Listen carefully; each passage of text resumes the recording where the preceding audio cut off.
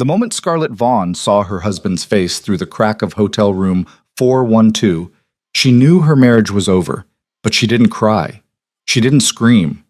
She walked away with her head held high, only to stumble into the most dangerous man on the West Coast, a man who built his empire on blood and loyalty, a man who looked at her like she was the only thing worth conquering in a world he already owned.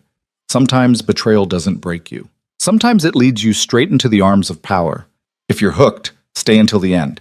Hit that like button and drop a comment telling me what city you're watching from so I can see how far this story travels. Itatat. The fluorescent hallway lights of the Grandview Hotel buzzed with a mechanical hum that made Scarlett's headache worse. She stood outside room 412, her hand hovering over the door handle, phone clutched in her other hand with the text message still glowing on the screen. Mrs. Vaughn, I thought you should know. Room 412. I'm sorry. The message had come from Lisa, the front desk manager Scarlett had befriended during the charity fundraiser last month. No explanation, no context. Just a room number and an apology that felt like a punch to the gut. Scarlett's reflection stared back at her from the brass room number plate. Designer dress, perfectly styled blonde hair, makeup that had taken 40 minutes that morning. She looked like a woman who had everything. She felt like a woman standing on the edge of a cliff. Her hand closed around the handle. Cold metal. Solid. Real. She turned it. The door swung open and time seemed to fracture into slow motion. Ethan stood in the middle of the room, his shirt half unbuttoned, his face cycling through shock, guilt, and something that looked almost like relief. Behind him, emerging from the bathroom in a hotel robe, was Rebecca Chen, the associate from his law firm, the woman Scarlett had made small talk with at office parties, the woman who had complimented her earrings just 2 weeks ago. Scarlett, Ethan's voice cracked on her name. This isn't don't. The word came out sharp, cutting through whatever excuse was forming on his lips. Scarlett stepped into the room, her heels clicking against the hardwood floor with decisive precision. Don't insult me by pretending this is anything other than exactly what it looks like. Rebecca had gone pale, clutching the robe tighter around her body. She looked young suddenly, vulnerable in a way that made Scarlett feel ancient. How long had this been going on? Weeks? Months? Years? Baby, please. Ethan moved toward her, hands outstretched like he was approaching a spooked animal. We can talk about this. We can work through this. Scarlett laughed, a sound that surprised even her with its bitterness. Work through this? Ethan, I just caught you in a hotel room with another woman. There's nothing to work through. There's just the truth, finally out in the open. You're always so cold, Ethan said. And there it was. The accusation that had been building for months, maybe years, so focused on your career, your charity work, your perfect image. When was the last time you actually looked at me? Really looked at me. The words should have hurt. They were designed to hurt, crafted to shift blame, to make his betrayal somehow her fault. But standing there in that hotel room, watching her husband of 5 years try to justify his infidelity, Scarlett felt something unexpected wash over her. Clarity. You're right, she said quietly. I haven't really looked at you in a long time. Because if I had, I would have seen this coming. I would have seen that the man I married, the one who promised to build a life with me, had already checked out. She pulled off her wedding ring, the 2-carat diamond he'd saved 6 months to buy, the symbol of promises that now felt like pretty lies. She set it on the dresser with a soft click that echoed in the silent room. My lawyer will contact you tomorrow, she said, her voice steady despite the earthquake happening inside her chest. I want a divorce. Scarlett, wait. But she was already walking away, her spine straight, her head high, leaving behind the wreckage of her marriage with the same grace she'd brought to every other performance in her carefully constructed life. The ocean wind whipped Scarlett's hair across her face as she stood on Maya's Malibu balcony 3 days later, staring out at the Pacific stretching endless and dark under the twilight sky. Behind her, through the floor-to-ceiling windows, she could hear her best friend moving around the kitchen, the clink of wine glasses, the low murmur of a jazz playlist. You're going to freeze out here, Maya said, sliding the door open and stepping out with 2 generous pours of red wine. She handed one to Scarlett, then wrapped an arm around her shoulders. Talk to me. Real talk, not the brave face you've been wearing since you showed up at my door. Scarlett took a long sip of wine, letting the warmth spread through her chest. I should be devastated, she said finally. I should be crying, eating ice cream in my pajamas, listening to sad breakup songs. That's what you're supposed to do when your marriage ends, right? There's no supposed to, Maya said gently. Everyone processes differently. I feel free, Maya. Scarlett turned to face her friend, searching her expression for judgment and finding only understanding. Is that wrong? 5 years of marriage ends in a hotel room, and instead of feeling broken, I feel like I can finally breathe. Maya squeezed her shoulder. That tells you everything you need to know about the marriage, doesn't it?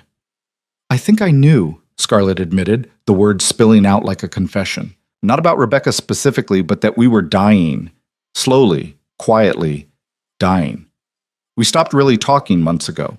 Stopped touching except when we were supposed to, at events, in photos. We became this perfect picture of a successful couple, and somewhere in all that performance, we forgot to actually be people who loved each other.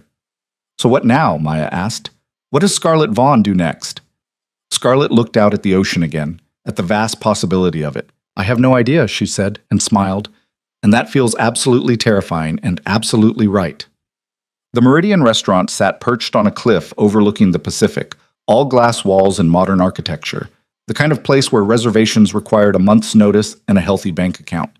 Maya had insisted on taking Scarlett out, claiming that wallowing, even free-feeling wallowing, wasn't allowed past day 3.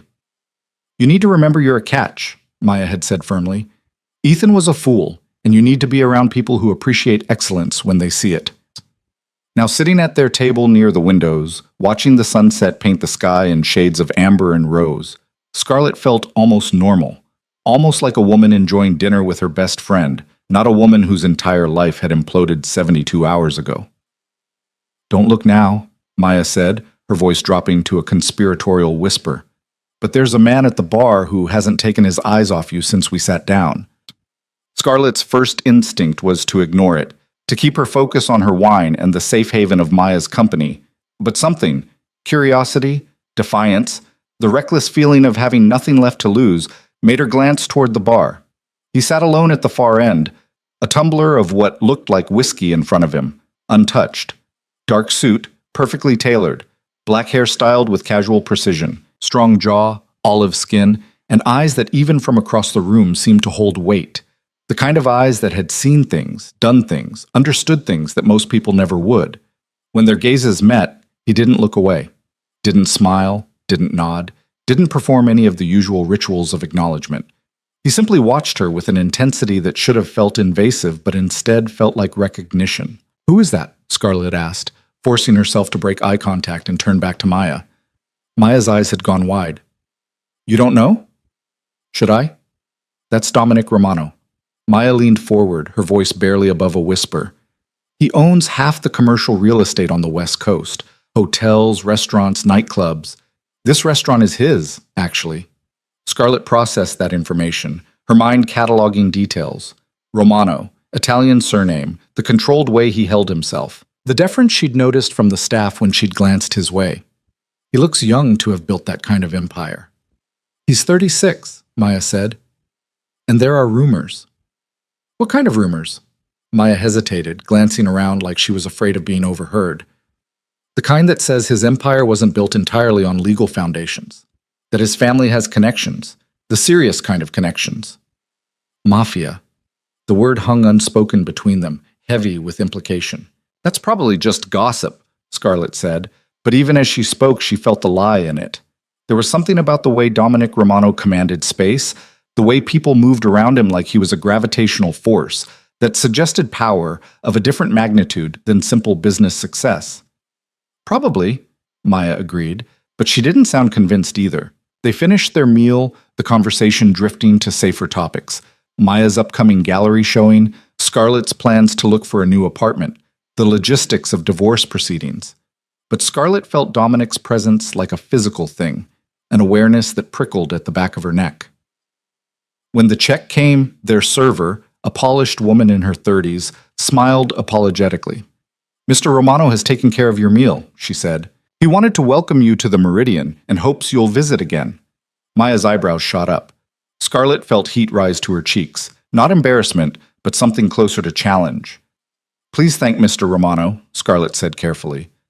But tell him that while I appreciate the gesture, I prefer to pay for my own meals. The server blinked, clearly not accustomed to anyone refusing Dominic Romano's generosity. Of course, Ms. Vaughn, Scarlett corrected, the new title still feeling strange on her tongue. Scarlett Vaughn. As they left the restaurant, Scarlett allowed herself one more glance toward the bar.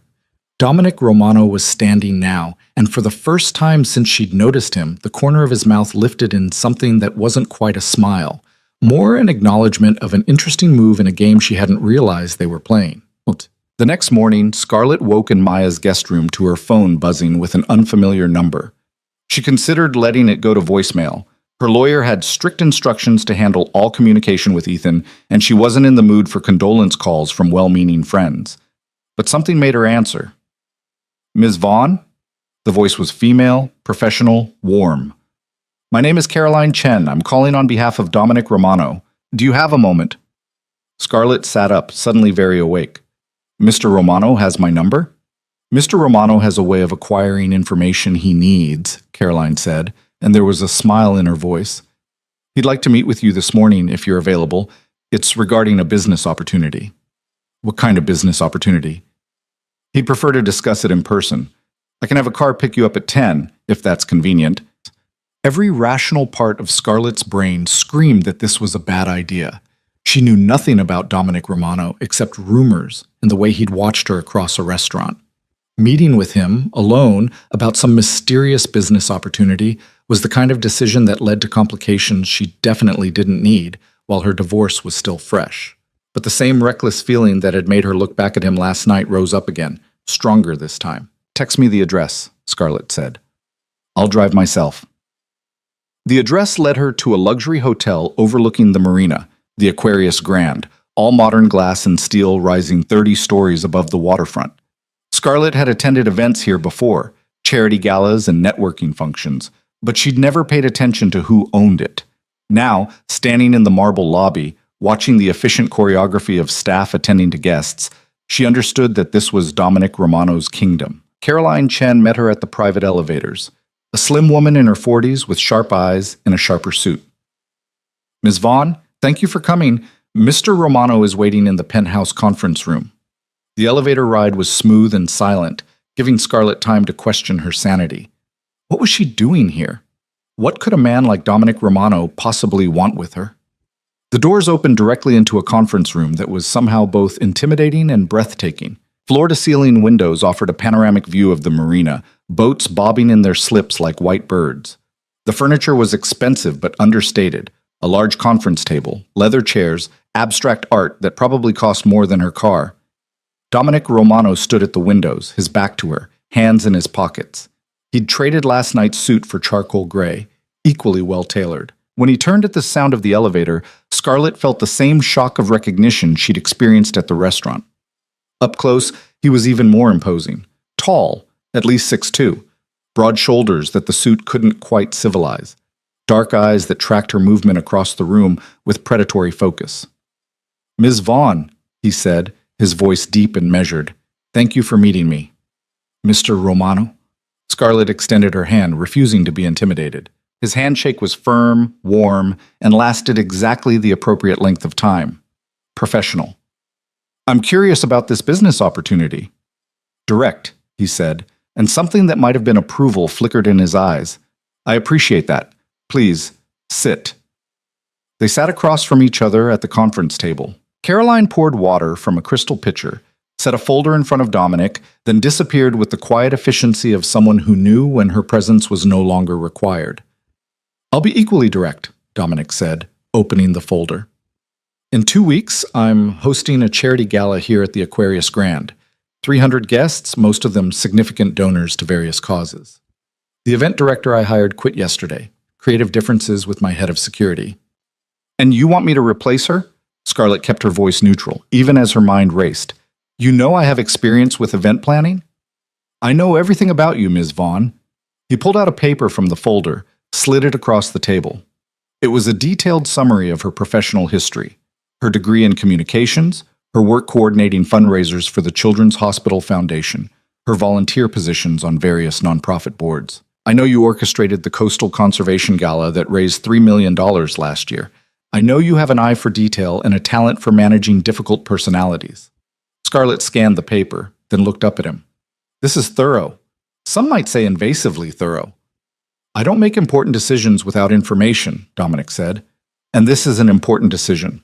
This gala represents relationships I've spent years building. I need someone who can handle pressure, who understands the stakes, who won't fold when things get complicated. And you think I'm that person? Based on what? Exactly. Based on the fact that you walked into that restaurant last night holding yourself together with nothing but will and pride, Dominic said, his voice softer now but no less intense. Based on the fact that when I offered to pay for your meal, something people usually accept without question, you refused. Based on the fact that you're sitting here now, asking hard questions instead of being intimidated by me. The honesty caught Scarlett off guard. She'd expected smooth sales tactics, veiled manipulation, not this direct assessment of her character based on observations she hadn't realized he was making. Why does your head of security have creative differences with event directors? She asked. Dominic's mouth lifted slightly. Not quite a smile, but close. Marcus takes his job very seriously. He has protocols he won't compromise on, and some people find that restrictive. Protocols for what exactly? For keeping people safe. Dominic leaned back in his chair, studying her. I won't lie to you, Ms. Vaughn. My business interests attract attention, not all of it friendly. Any event I host requires serious security considerations. There it was. The acknowledgement of the rumors Maya had mentioned. Not explicit, but clear enough. Are you asking me to plan an event where people might be in danger? Scarlett asked. I'm asking you to plan an event where every possible precaution will be taken to ensure no one is in danger, Dominic corrected. But I need someone who can work within those constraints without panicking. Someone who can make the security feel invisible while keeping the elegance intact. Scarlett looked out at the marina, at the boats swaying gently in their slips. She thought about her empty apartment waiting for her after the divorce was finalized. Her calendar, suddenly bare of the social obligations that had come with being Ethan's wife. The charitable work she loved, now tainted by memories of standing next to him at events, smiling for cameras while their marriage rotted from the inside. This was an escape, a distraction, a chance to prove to herself that she could still do excellent work, that Ethan's betrayal hadn't diminished her capabilities. It was also, she suspected, dangerous in ways that had nothing to do with security threats. What's the pay? She asked. Dominic named a figure that made her blink. It was more than generous. It was almost insulting in its excess. That's too much for 2 weeks of work, she said. That's what the work is worth to me. Dominic pulled out another paper, a contract, she realized. Plus a completion bonus if the event meets my standards, which, I should warn you, are high. Scarlett picked up the contract, scanning the terms. It was straightforward, professional, surprisingly reasonable in its expectations. No red flags, no hidden clauses that made her lawyer instincts tingle. I'll need full authority over vendors, design, and program, she said. If your head of security has issues, he brings them to me and we work it out together. I won't have someone undermining my decisions behind my back. Agreed. And I want it in writing that this is a professional relationship, no expectations beyond the event itself. Something flickered in Dominic's eyes. Amusement, maybe, or respect. You think I'm hiring you for reasons other than your qualifications? I think you're a man who's used to getting what he wants, Scarlett said bluntly, and I think the timing of this offer, right after my very public separation, might not be coincidental. Dominic was quiet for a long moment. Then he picked up a pen, wrote something in the margin of the contract, and initialed it. When he slid it back to her, she saw the addition. This agreement is based solely on professional qualifications and performance. No personal obligations implied or expected. Better? He asked. Scarlett read the addition twice, then looked up at him. Why did you really offer to pay for dinner last night? Because you looked like someone who needed to know that not all men are careless with valuable things, Dominic said quietly. And because I wanted to see if you'd accept it, the fact that you didn't told me you were exactly who I needed. It was, Scarlett thought, either the most manipulative thing she'd ever heard or the most honest. Possibly both. She picked up the pen and signed the contract. The next 2 weeks passed in a blur of vendor meetings, site inspections, and late-night planning sessions. Marcus Delgado, Dominic's head of security, turned out to be a former Marine with the intensity to match. But once Scarlett proved she could handle his protocols without compromising the event's elegance, they developed an efficient working rhythm. "You're good at this," Marcus said one afternoon, watching her coordinate the setup of the grand ballroom. "Most people fight me on everything. You find solutions." "That's because I understand that your job is to keep people safe," Scarlett said, checking her tablet where the seating chart was displayed. "My job is to make them feel celebrated while you do it. Those aren't opposing goals." Dominic himself was a constant presence, not hovering, but available. He'd appear at odd hours, ask incisive questions, then disappear to handle his other empire. Scarlett learned his patterns. He drank espresso at 7 a.m., took calls in Italian when dealing with family business, and had a habit of standing at windows when he was thinking. She also learned that people were afraid of him. Not overtly, no one cowered or stammered, but there was a careful respect in how his staff interacted with him, a measured distance that spoke of power differentials she couldn't quite map. "Mr. Romano wants to see you," Caroline said one evening, appearing at Scarlett's makeshift office in one of the hotel's conference rooms. Rooftop terrace. Scarlett found him on the private terrace adjacent to the penthouse, the city sprawling below them in a carpet of lights. He stood at the railing, jacket discarded, sleeves rolled up, the most casual she'd seen him. "Everything okay?" she asked, joining him at the railing. "I wanted your opinion on something," Dominic said. "Not as my event director, as someone whose judgment I trust." The admission surprised her. "We've known each other 2 weeks." "I'm a good judge of character." He turned to face her fully. "I have a donor who wants to bring a +1 who wasn't on the original guest list. Normally that wouldn't be an issue, but this particular +1 is a journalist known for writing exposés on business practices." "And you have business practices you'd prefer not exposed," Scarlett said. "I have business practices that are none of their concern," Dominic corrected, "but I also have donors who value their privacy. If this journalist writes something inflammatory, it could damage relationships I've spent years building. So uninvite the donor. The donor contributes significantly to children's cancer research. Uninviting him means that research loses funding." Scarlett considered this ethical maze. "Let the journalist come," she said finally, "but have Marcus brief the staff on maintaining discretion. Make sure conversations happen in areas with ambient noise that makes recording difficult. And seat the journalist at a table with your most boring, by-the-book donors. If there's nothing scandalous to observe, there's nothing scandalous to write." Dominic studied her for a long moment. "You understand how to navigate complicated situations." "Well, I spent 5 years married to a lawyer who cared more about appearances than truth," Scarlett said. "I learned a lot about managing perception." "Is that what ended your marriage? Perception management?" The question was too personal, crossing the professional boundary Scarlett had insisted on. She should have deflected, changed the subject.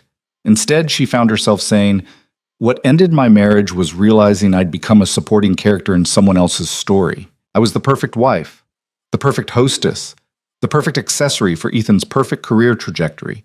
And somewhere in all that perfection, I lost track of who I actually was." "And who are you?" Dominic asked quietly. "I'm still figuring that out." Scarlett looked out at the city lights. "But I know I'm not someone who'll ever be an accessory again." "Good," Dominic said. "Accessories are replaceable. You're not." The compliment settled in her chest, warm and unexpected. This was dangerous territory, personal conversation with a man who made her hyper-aware of every breath, every gesture. A man whose attention felt like standing too close to a fire. "I should get back to work," she said, even though it was nearly 9 p.m. and she'd been working since dawn. "Scarlett." Her name on his lips stopped her mid-turn. "I want you to know something. That clause in the contract, the one about professional boundaries. I meant it when I wrote it, and I still mean it. But I also want you to know that if those boundaries ever change, if you ever want them to change, the decision is entirely yours. I won't push. I won't pressure. I won't use this professional relationship as leverage." Scarlett's heart hammered against her ribs. "Why are you telling me this?" "Because you've been hurt by a man who made you question your worth," Dominic said. "And I want you to know that whatever happens between us, professionally or otherwise, you hold all the power. I won't take that from you." It was, she thought, exactly the right thing to say and exactly the wrong time to say it. Because standing there on that rooftop, with the city lights reflected in his dark eyes, Scarlett wanted to close the distance between them. wanted to know if the intensity she felt crackling in the air was mutual or just her own loneliness finding dangerous outlets. Instead, she did what she'd learned to do best. She maintained control. "Thank you for being clear," she said. "I appreciate the honesty." Then she walked away before she could make a decision she wasn't ready to defend. The night before the gala, Scarlett worked until 2 a.m. making final adjustments to the seating chart, confirming vendor deliveries, triple-checking Marcus's security protocols. When she finally collapsed in the hotel room Dominic had insisted she use, "You'll be here until midnight anyway, you might as well not drive home," exhaustion hit her like a physical force. She dreamed of hotel rooms and wedding rings left on dressers, of Ethan's face cycling through guilt and relief, of dark eyes watching her across crowded spaces, seeing things she hadn't meant to reveal. Her phone woke her at 6 a.m., Maya calling with a pep talk and a reminder that she was brilliant and capable and didn't need any man's validation to prove it. "How are you feeling?" Maya asked. "Terrified," Scarlett admitted. "This event is enormous, Maya. If something goes wrong, nothing will go wrong. You've planned this down to the minute. You've got backups for your backups. You've even won over scary security Marcus, which I didn't think was possible. What if Dominic's disappointed?" Maya was quiet for a beat. "This isn't really about the event, is it?" Scarlett closed her eyes. "I don't know what it's about anymore." "Yes, you do," Maya said gently. "You're falling for him. The scary mafia boss who looks at you like you're the most fascinating person he's ever met." "He's not. The mafia thing is just rumors." "Scarlett, honey, I love you, but you're a terrible liar." Maya's voice softened. "And I'm not judging. I'm just saying be careful. Men like Dominic Romano don't play by normal rules." "I know." Scarlett opened her eyes, staring at the ceiling. "I know exactly how dangerous this is. But you're doing it anyway." "I haven't done anything," Scarlett protested. "Not yet," Maya said. "But you will. Because you're not the same woman who walked out of that hotel room 3 weeks ago. You're remembering who you are. And that woman doesn't play it safe." After they hung up, Scarlett lay in bed thinking about transformation and risk and the difference between recklessness and courage. Thinking about Ethan's face when she'd left her ring on the dresser. Thinking about Dominic's quiet promise that all the power was hers. Thinking about what she wanted, maybe for the first time in years. The gala began at 7 p.m. with golden light spilling through the ballroom's crystal chandeliers and the murmur of 300 influential voices blending with string quartet music. Scarlett stood in the wings, tablet in hand, coordinating the careful choreography of servers and speakers and surprise performances. Everything was perfect. The floral arrangements she'd spent hours selecting. The menu she'd curated with the executive chef. The program that balanced entertainment with meaningful acknowledgement of the donor's impact. Dominic appeared at her elbow, devastating in a black tuxedo that probably cost more than most people's monthly rent. "It's extraordinary," he said quietly. "Everything you promised and more." "The night's not over yet," Scarlett cautioned, but pride bloomed warm in her chest. "Come with me," he said.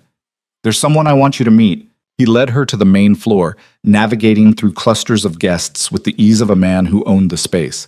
People parted for him automatically, some with smiles, some with careful nods, all with respect that bordered on reverence. "This is Senator Mitchell," Dominic said, introducing her to a silver-haired man in his 60s. "Senator Scarlett Vaughn, the mastermind behind tonight's event."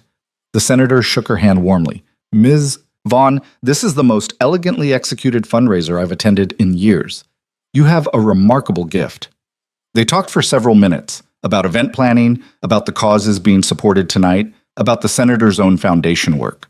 Scarlett found herself relaxing into the conversation, finding her footing in this world of power and influence. As the senator moved on to greet other guests, Dominic leaned close enough that she could smell his cologne, something expensive and understated. "You belong here," he murmured, "in case you had any doubts." "I never doubted my professional abilities," Scarlett said. "I wasn't talking about professionally." His hand found the small of her back, a touch that could have been courteous guidance through the crowd, but felt like a brand even through layers of fabric. "Dance with me." It wasn't really a question, but Scarlett found herself nodding anyway. He led her to the dance floor where other couples swayed to the quartet's interpretation of a classic standard. When he pulled her into position, one hand on her waist, the other cradling her hand with surprising gentleness, Scarlett felt the room narrow to just the two of them. "You're good at this," she said, focusing on the mechanics of the waltz to avoid focusing on the heat of his body close to hers. "My mother insisted all her sons learn to dance properly," Dominic said. "She said it taught discipline and respect." "How many brothers do you have?"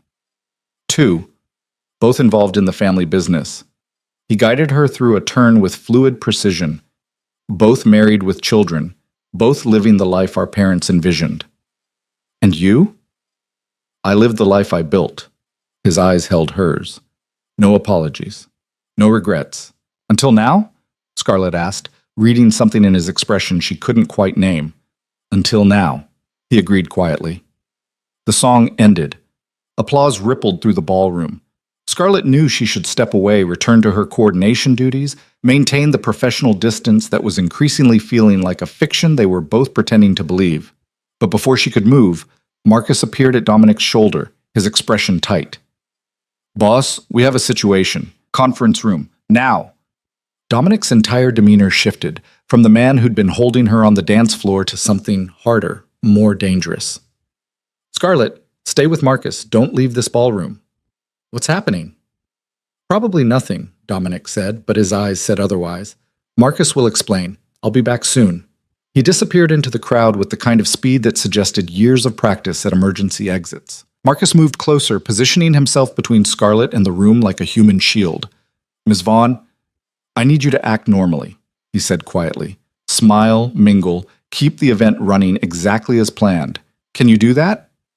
"Not until you tell me what's going on," Scarlett said. Marcus hesitated, clearly weighing what to share. "We received intel about a potential threat. Not to the event itself, but to Mr. Romano. Someone who wants to send a message." "What kind of message?" "The kind that ruins reputations and destroys careful alliances." Marcus's expression was grim. "Mr. Romano has enemies who can't touch him directly, so they look for pressure points. Tonight, with all these influential people gathered, represents opportunity." "For what?" "For making him look weak, for embarrassing him publicly, for undermining the relationships he's built."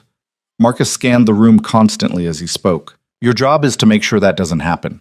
Keep this event perfect. Don't let anyone see that anything's wrong." Scarlett felt her pulse kick up, but with it came a strange calm. The same feeling she'd had in hotel room 412, looking at her husband's guilty face.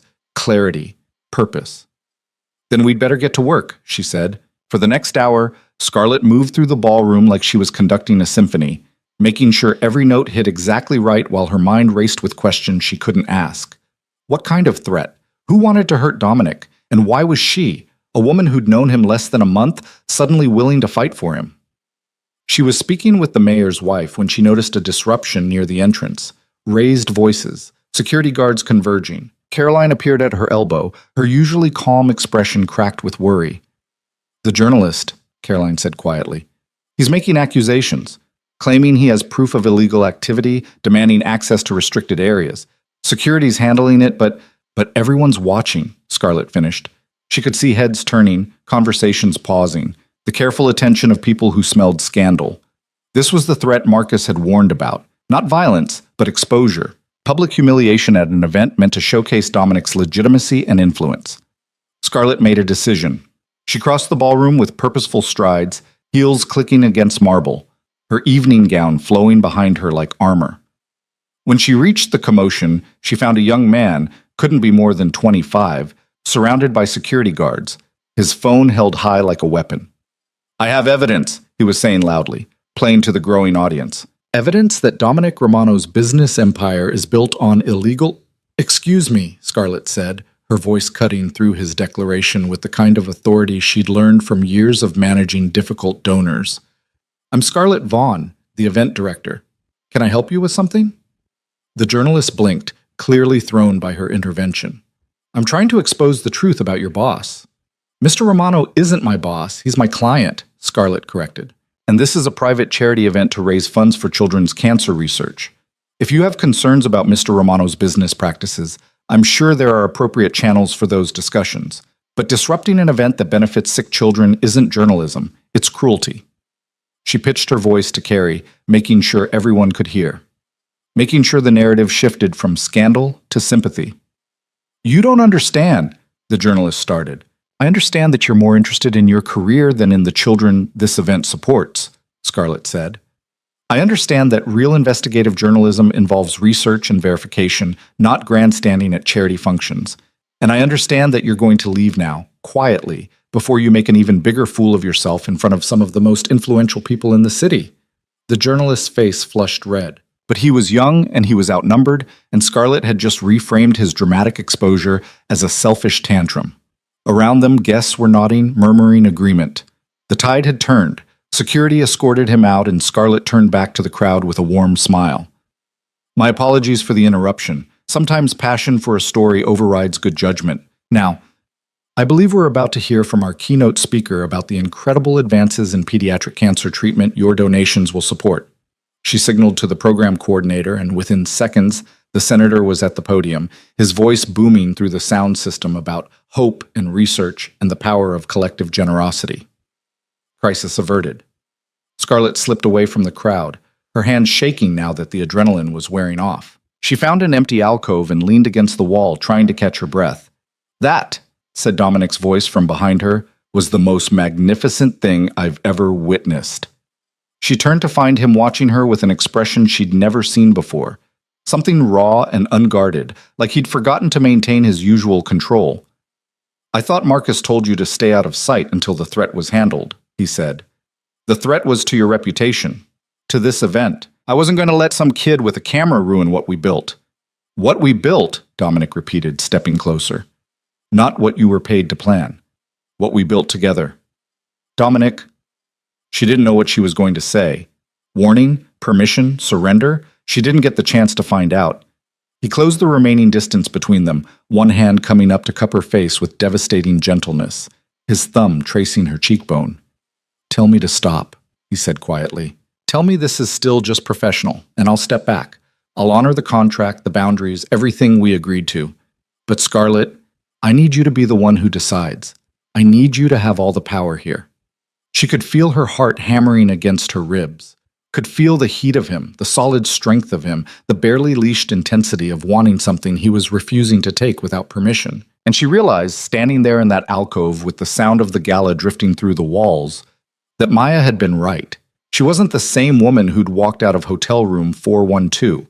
That woman had been afraid of wanting, afraid of needing, afraid of giving someone power over her heart. This woman, the one who'd just faced down a room full of the city's elite to protect a man's reputation, who'd spent 2 weeks building something extraordinary, who'd remembered what it felt like to be passionate about work and life and possibility. This woman wasn't afraid anymore. "Don't stop," she whispered. Dominic's eyes darkened. His other hand found her waist, pulling her flesh against him, and then his mouth was on hers and the world narrowed to sensation. The taste of him, whiskey and mint, the heat of his body through expensive fabric, the careful way he kissed her like she was something precious that might break. When they finally broke apart, both breathing hard, Scarlett felt like she'd crossed a threshold she couldn't uncross. "This is a terrible idea," she said. "The worst," Dominic agreed. "I just got out of a marriage.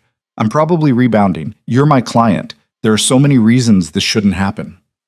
"I can think of at least a dozen," Dominic said, "and I don't care about any of them." "You should. I should." "Probably." He rested his forehead against hers. "But I spent 2 weeks watching you transform this event into something extraordinary. Watching you handle every crisis with grace and intelligence. Watching you refuse to be intimidated by my world or my reputation. And I've never wanted anyone the way I want you." "Dominic, I know it's too soon," he said. "I know you need time. I know you have every reason not to trust me, not to trust this. So I'm going to make you a promise. I will never lie to you. I will never hide who I am or what I do. And I will wait as long as you need me to wait." Scarlett pulled back enough to look at him properly. "What if I don't want you to wait?" Something fierce and possessive flashed in his eyes.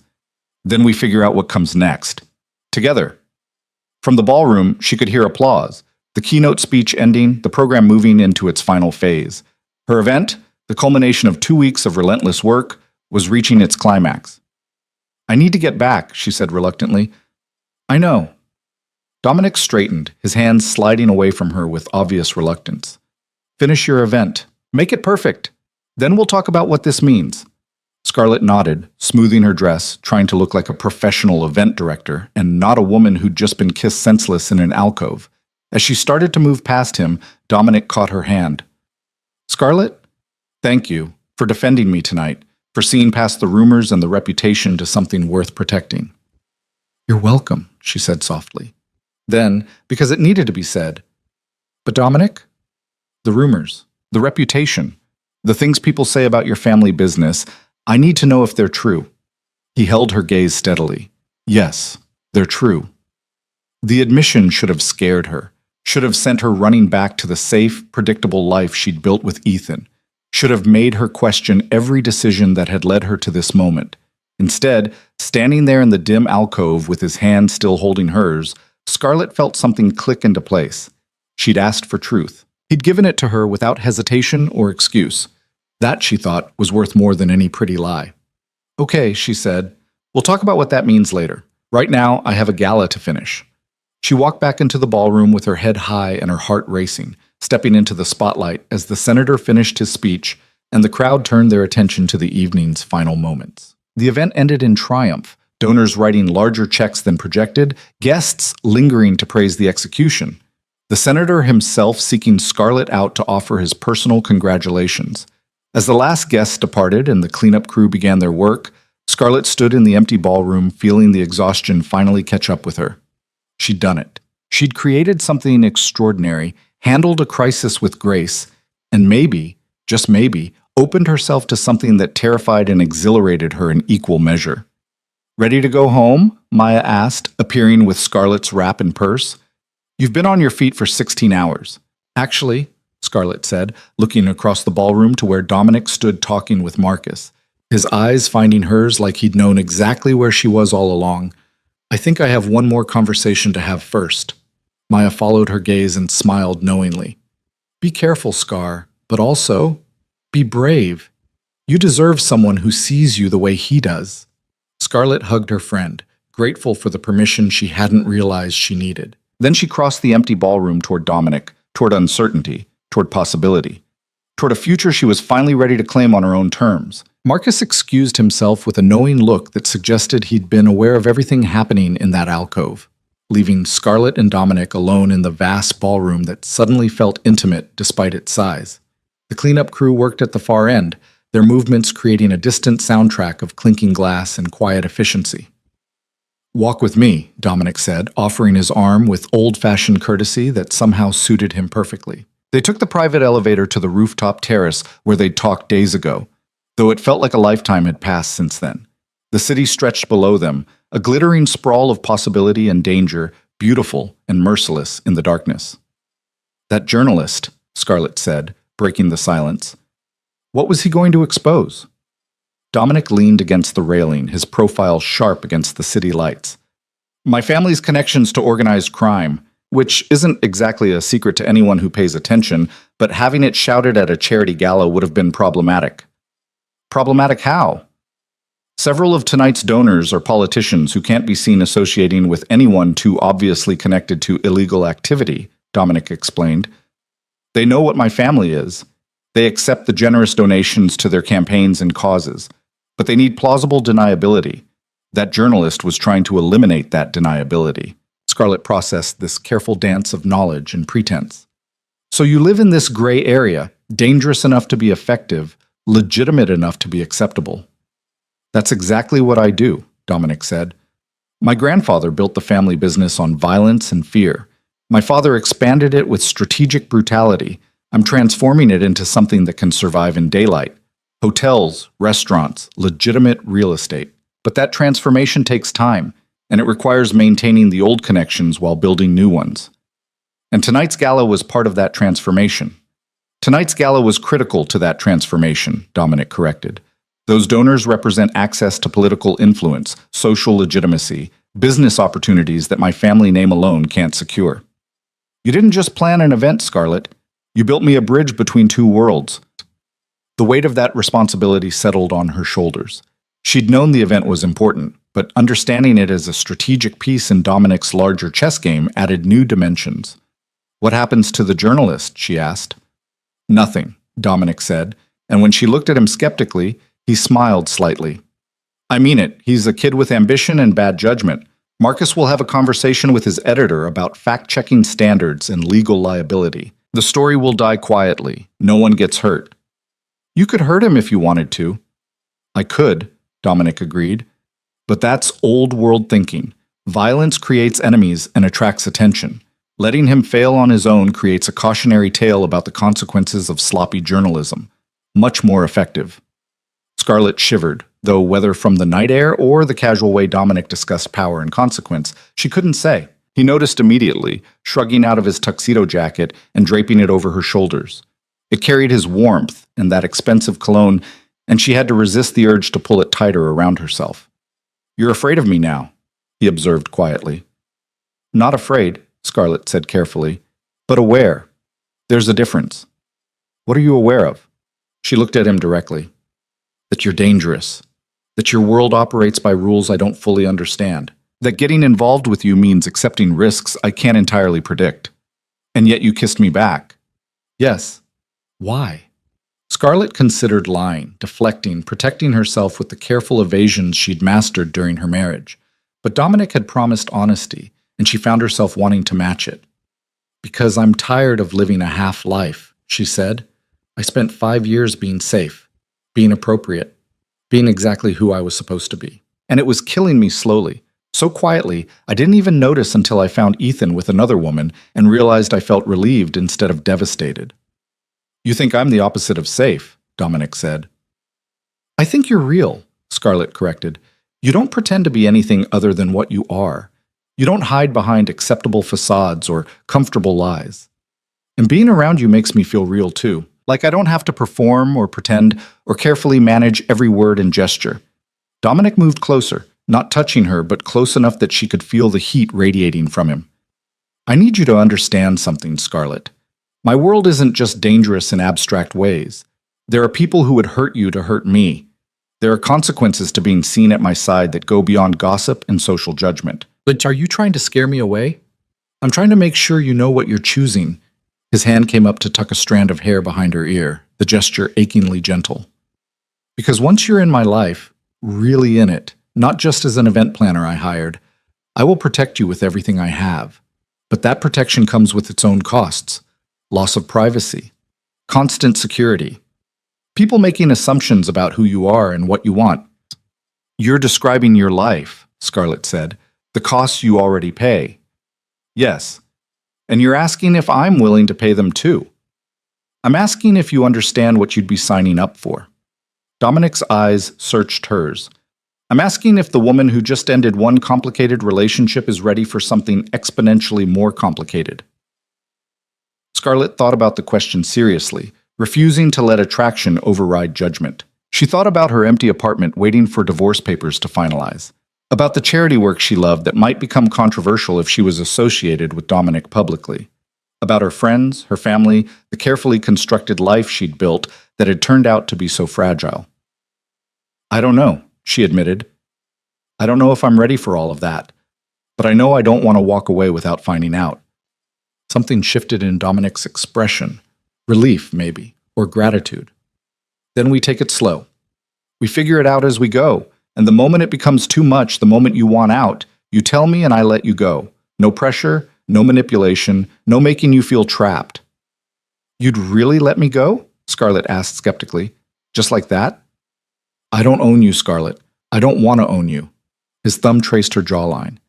"I want you to choose me, every day. Freely, because that's the only way this means anything." It was, she thought, possibly the most seductive thing anyone had ever said to her. Not promises of forever, or declarations of obsessive love, but the simple acknowledgement that her autonomy mattered more than his desire. "Take me home," she said softly. "Not to your home. To mine. I need to think, and I can't do that when you're looking at me like that." Dominic's mouth curved. "Like what?" "Like you're planning all the ways you want to touch me," Scarlett said bluntly. "I am," he admitted without shame. "But you're right. You should think. You should be sure." He pulled out his phone. Marcus will drive you. I'll have someone deliver your car tomorrow. I can drive myself, some. Scarlett, his voice went serious. That journalist might have been dealt with, but word will spread that someone tried to expose me tonight. For the next few days, anyone associated with me becomes a potential target for my enemies to send messages. Please, let Marcus make sure you get home safely. The request, and it was a request, not a demand, reminded her again of the reality she was considering entering. A world where driving yourself home at night became a security concern, where being associated with the wrong person made you a target. She should have been terrified. Instead, she felt oddly calm, like she'd finally stopped fighting against the current and decided to see where it would take her. Okay, she agreed. But Dominic, tomorrow, I want you to tell me everything. Not vague references to family business and old connections. Real details about who you are and what you do. I can't make an informed choice without complete information. Tomorrow, he promised. I'll tell you everything you want to know. Marcus appeared as if summoned, keys already in hand. As Scarlett followed him to the elevator, she looked back once to find Dominic still watching her, his jacket still wrapped around her shoulders, his expression unreadable but intense. The last thing she saw before the elevator doors closed was him raising his hand in a small wave, a gesture so normal, so human, that it made her chest ache with the contrast between the man and the mythology. The drive home was quiet, Marcus respecting her need for silence. When they pulled up outside her apartment building, he walked her to the door despite her protests. "Ms. Vaughn," he said as she unlocked the entrance. "For what it's worth, I've worked for Mr. Romano for 8 years. I've seen him with a lot of women. He's never looked at any of them the way he looks at you." "Is that supposed to be reassuring?" Scarlett asked. "It's supposed to be information," Marcus said. "What you do with it is up to you. But I thought you should know. You matter to him. Really matter. And that makes you important to all of us who care about keeping him safe and sane." He left before she could respond, sliding back into the black SUV and disappearing into the night. Scarlett rode the elevator to her third-floor apartment, let herself into the space that had never quite felt like home, even after 2 years of living there. It was too perfect, too carefully decorated, too much a reflection of the life she'd thought she wanted rather than the life she actually had. She dropped her purse on the counter, kicked off her heels, and only then realized she was still wearing Dominic's jacket. She should have given it back. Should have returned it before leaving the hotel. Instead, she pulled it tighter and breathed in the scent of him, allowing herself this one small intimacy while she tried to make sense of the chaos her life had become. 3 weeks ago, she'd been married to a man she'd stopped loving. Now she was considering a relationship with a man who'd openly admitted his family was connected to organized crime. A man who'd kissed her like she was oxygen and promised to let her go if she asked. Her phone buzzed. Maya, checking in. "Did you survive?" Scarlett smiled and typed back. "Event was perfect. Everything else is complicated." "Good complicated or bad complicated?" "I have no idea. That's the most honest thing you've said in years. Get some sleep. We'll talk tomorrow." But sleep felt impossible with her mind racing through everything Dominic had said, everything he'd implied, everything she still needed to understand before making any decisions. She made chamomile tea and curled up on her couch, pulling out her laptop. If she was going to seriously consider this, she needed more information than rumors and warnings. She started searching. Dominic Romano, Romano family, West Coast organized crime. The articles painted a picture that was simultaneously clear and murky. The Romano family had deep roots in traditional organized crime. Gambling, protection, labor racketeering. Dominic's grandfather, Salvatore, had been legendary for his brutality. His father, Marco, had expanded the empire while maintaining iron control through violence and fear. But Dominic himself was different. He'd gone to Yale for business school. He'd systematically bought legitimate businesses and transformed them into profitable enterprises. He donated to charities, cultivated political connections, built a public persona as a successful entrepreneur with a complicated family history. The FBI had investigated him multiple times, never charged him with anything. Some articles suggested he was too smart to get caught. Others suggested he was genuinely trying to go legitimate while managing family obligations he couldn't entirely escape. One profile from a business magazine described him as the most dangerous kind of criminal, one smart enough to make crime look like commerce. Another, from a more sympathetic journalist, called him a man trying to build something new from a foundation built on blood, walking a tightrope between two worlds that both claim him. Scarlett read until her eyes burned and her tea went cold. Then she read more, chasing threads through family connections, business acquisitions, charity donations that might have been money laundering or might have been genuine philanthropy. By 3 a.m., she understood one thing clearly. Dominic Romano existed in shades of gray that would never resolve into simple black and white. He was dangerous and disciplined, violent and visionary, criminal and legitimate all at once. And she wanted him anyway. That realization should have terrified her. Instead, it felt like acceptance, like finally being honest with herself about who she was and what she actually wanted, instead of what she thought she should want. She fell asleep on the couch, still wearing his jacket, her laptop open to an article about the Romano family's transformation from street gang to business empire, her mind finally quiet after hours of analysis. When her phone rang at 8 a.m., she was disoriented, stiff from sleeping awkwardly, and completely unprepared for the voice on the other end. "Scarlett, it's Ethan. We need to talk." She sat up too quickly, her neck protesting. "Ethan, how did you get this number?" "It's still your number," he said, confused. "You just haven't been answering my calls." "That's because I told my lawyer to handle all communication," Scarlett said, her mind still foggy with sleep and research. "What do you want?" "I want to talk about the divorce." He sounded tentative, uncertain, nothing like the confident attorney she'd married. "I want to ask if we can slow down. Maybe try counseling before we make any final decisions." Scarlett laughed, the sound sharp even to her own ears. "You're joking." "I'm not. Scarlett, I made a mistake, a terrible mistake. But 5 years of marriage should count for something. We should at least try to fix this before throwing it all away." "You threw it away when you slept with Rebecca," Scarlett said flatly. "I'm just cleaning up the mess." "Please." Now he sounded desperate. "Just meet me for coffee. One conversation.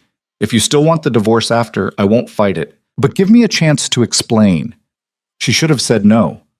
Should have hung up and let her lawyer continue handling everything. But some part of her, the part that still remembered loving him or thinking she loved him, felt like she owed him this final conversation. "Fine," she said. "Coffee. Today, noon, the place near the courthouse. 1 hour, Ethan. That's all you get." She hung up before he could thank her, before she could change her mind. Then she looked at the time and realized she had 4 hours before that meeting and a promise from Dominic to hear the complete truth about his life. She showered, changed into jeans and a cashmere sweater, casual armor for difficult conversations, and called the number Dominic had programmed into her phone the night before. He answered on the first ring. "Scarlett, how did you sleep?" "Barely. I spent half the night researching your family history." A pause. Then carefully, "And what did you learn?" "That you're either a criminal masquerading as a businessman or a businessman struggling with a criminal legacy, depending on who's writing the article," Scarlett said. "I'd like to hear your version." "Come to my office," Dominic said. "I'll tell you everything." "I have a meeting at noon with my ex-husband. Can we do it after?" Another pause, longer this time. "He wants to reconcile." "He wants to talk," Scarlett corrected. "I want closure. There's a difference." "Scarlett," Dominic's voice went soft, dangerous. "If he hurts you—" "He won't," she interrupted. "It's coffee in public. I'll be fine. But Dominic, I need you to trust that I can handle my own life, even the messy parts." "I do trust that," he said after a moment. "But I don't trust him. Text me when you're done. Please." The please got her, the way it always did when powerful men remembered to ask instead of demand. "I will," she promised. The coffee shop near the courthouse was neutral territory, chosen deliberately for its public visibility and lack of romantic ambiance. Scarlett arrived early, ordered a latte, and claimed a table near the window where she could watch Ethan approach. He looked terrible, rumpled suit, dark circles under his eyes, hair that needed cutting. She felt a pang of something that wasn't quite sympathy, but wasn't entirely satisfaction either. "Thank you for coming," he said, sliding into the chair across from her. He'd brought flowers, grocery store roses that looked apologetic and desperate. "I don't want those," Scarlett said, not unkindly. "Say what you came to say, Ethan." He set the flowers aside, his hands fidgeting with his coffee cup. "I've been a fool, a complete fool. Rebecca meant nothing. She was just, I don't know, available, interested, easy." "This isn't making your case," Scarlett observed. "I'm trying to explain that it wasn't about you. It was about me feeling invisible in our marriage. You were always so busy with your charity work, your events, your perfect social calendar. I felt like an accessory in your life instead of a partner. Scarlett sipped her latte and considered this attempted shifting of blame. A month ago, it might have worked. She might have felt guilty, might have questioned whether she'd contributed to his infidelity through her own failures. Now, she just felt tired. "You're right," she said. "I did make you feel invisible, because I was too busy being invisible to myself to notice what was happening to us." Ethan blinked. "What?" "Our marriage was a performance, Ethan. We both knew it. We just didn't admit it. You played the successful attorney with the perfect wife. I played the perfect wife with the successful husband. And somewhere in all that playing, we forgot to actually connect as real people. But we can fix that," Ethan said urgently. "We can go to counseling, learn to communicate better, rebuild what we had." "We can't rebuild what we never actually had," Scarlett interrupted gently. "Ethan, be honest. When was the last time you looked at me and felt genuine desire? Not obligation, not habit, but actual want." He opened his mouth, closed it. His silence was answer enough. "Exactly," Scarlett said. "And when was the last time I looked at you that way? We became roommates who shared a last name. Maybe that's fixable for some people, but I don't want to fix it. I want something real." "And you think you'll find that with Dominic Romano?" Ethan's voice turned sharp, accusatory. Scarlett's spine straightened. "How do you know about Dominic?" "There are pictures, Scarlett. You dancing with him at that gala, looking at him like—" He stopped, his jaw tight. "Do you have any idea who he is? What his family does?" "I know exactly who he is," Scarlett said evenly. "And that's none of your business. It's absolutely my business if my wife is getting involved with a criminal." "Ex-wife soon," Scarlett corrected. "And you don't get to have opinions about my life anymore, Ethan. You gave up that right in hotel room 412. "I'm trying to protect you," he insisted. "Romano is dangerous. His family is connected to organized crime. You'll get hurt." "Maybe," Scarlett agreed, "but that's my choice to make, just like sleeping with Rebecca was your choice. We all get to make our own mistakes." Ethan's face flushed red. "This is insane. You're throwing away our marriage for some fantasy about a man who will never actually care about you. You're just a conquest to him, Scarlett, another pretty thing to add to his collection." The words were designed to wound, to make her doubt, to pull her back into the safe cage of her old life. A month ago, they might have worked. Now she just stood up and gathered her purse. "I'm done here," she said. "My lawyer will be in touch about finalizing the divorce. Sign the papers, Ethan. Move on with your life. I already have." She walked out of the coffee shop with her head high, leaving the grocery store roses on the table like the cheap gesture they were. Her hands were shaking with adrenaline, but underneath the trembling was something solid and sure. She'd faced down her past and walked away from it freely. Whatever came next, at least it would be her choice.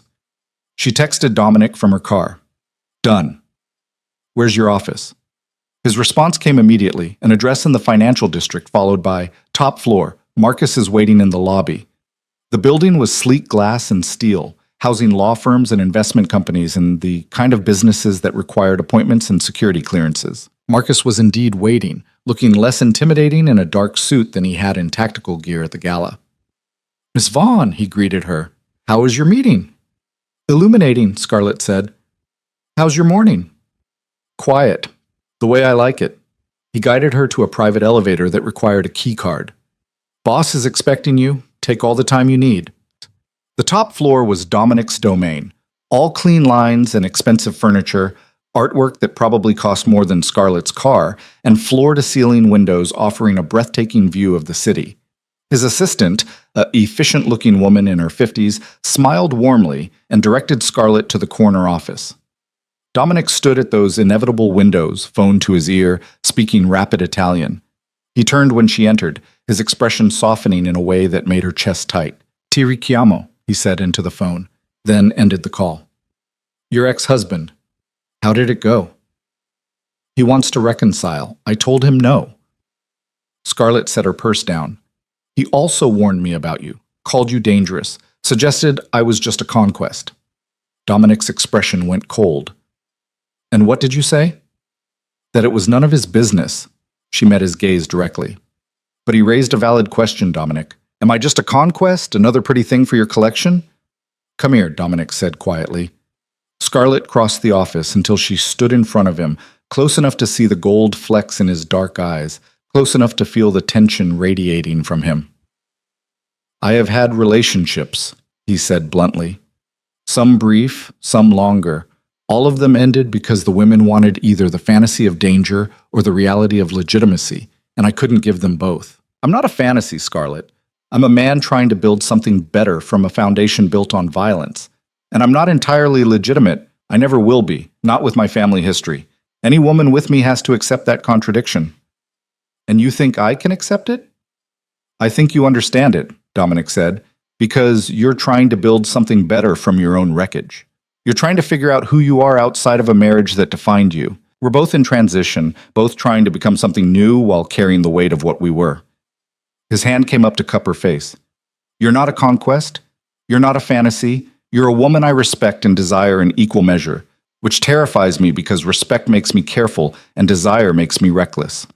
Scarlett leaned into his touch. You promised to tell me everything, the real details, not just philosophical statements about contradictions and transitions. I did. Dominic stepped back, gestured to the leather couch. Sit. This will take a while. They sat, and Dominic began to talk. He told her about growing up as the grandson of a mafia boss, learning to navigate violence as casually as other children learn to ride bikes, about watching his father break men's bones over unpaid debts while preaching family loyalty at Sunday dinners, about being sent to Yale not despite his family's criminal connections but because of them, to learn the business skills that would help modernize their empire.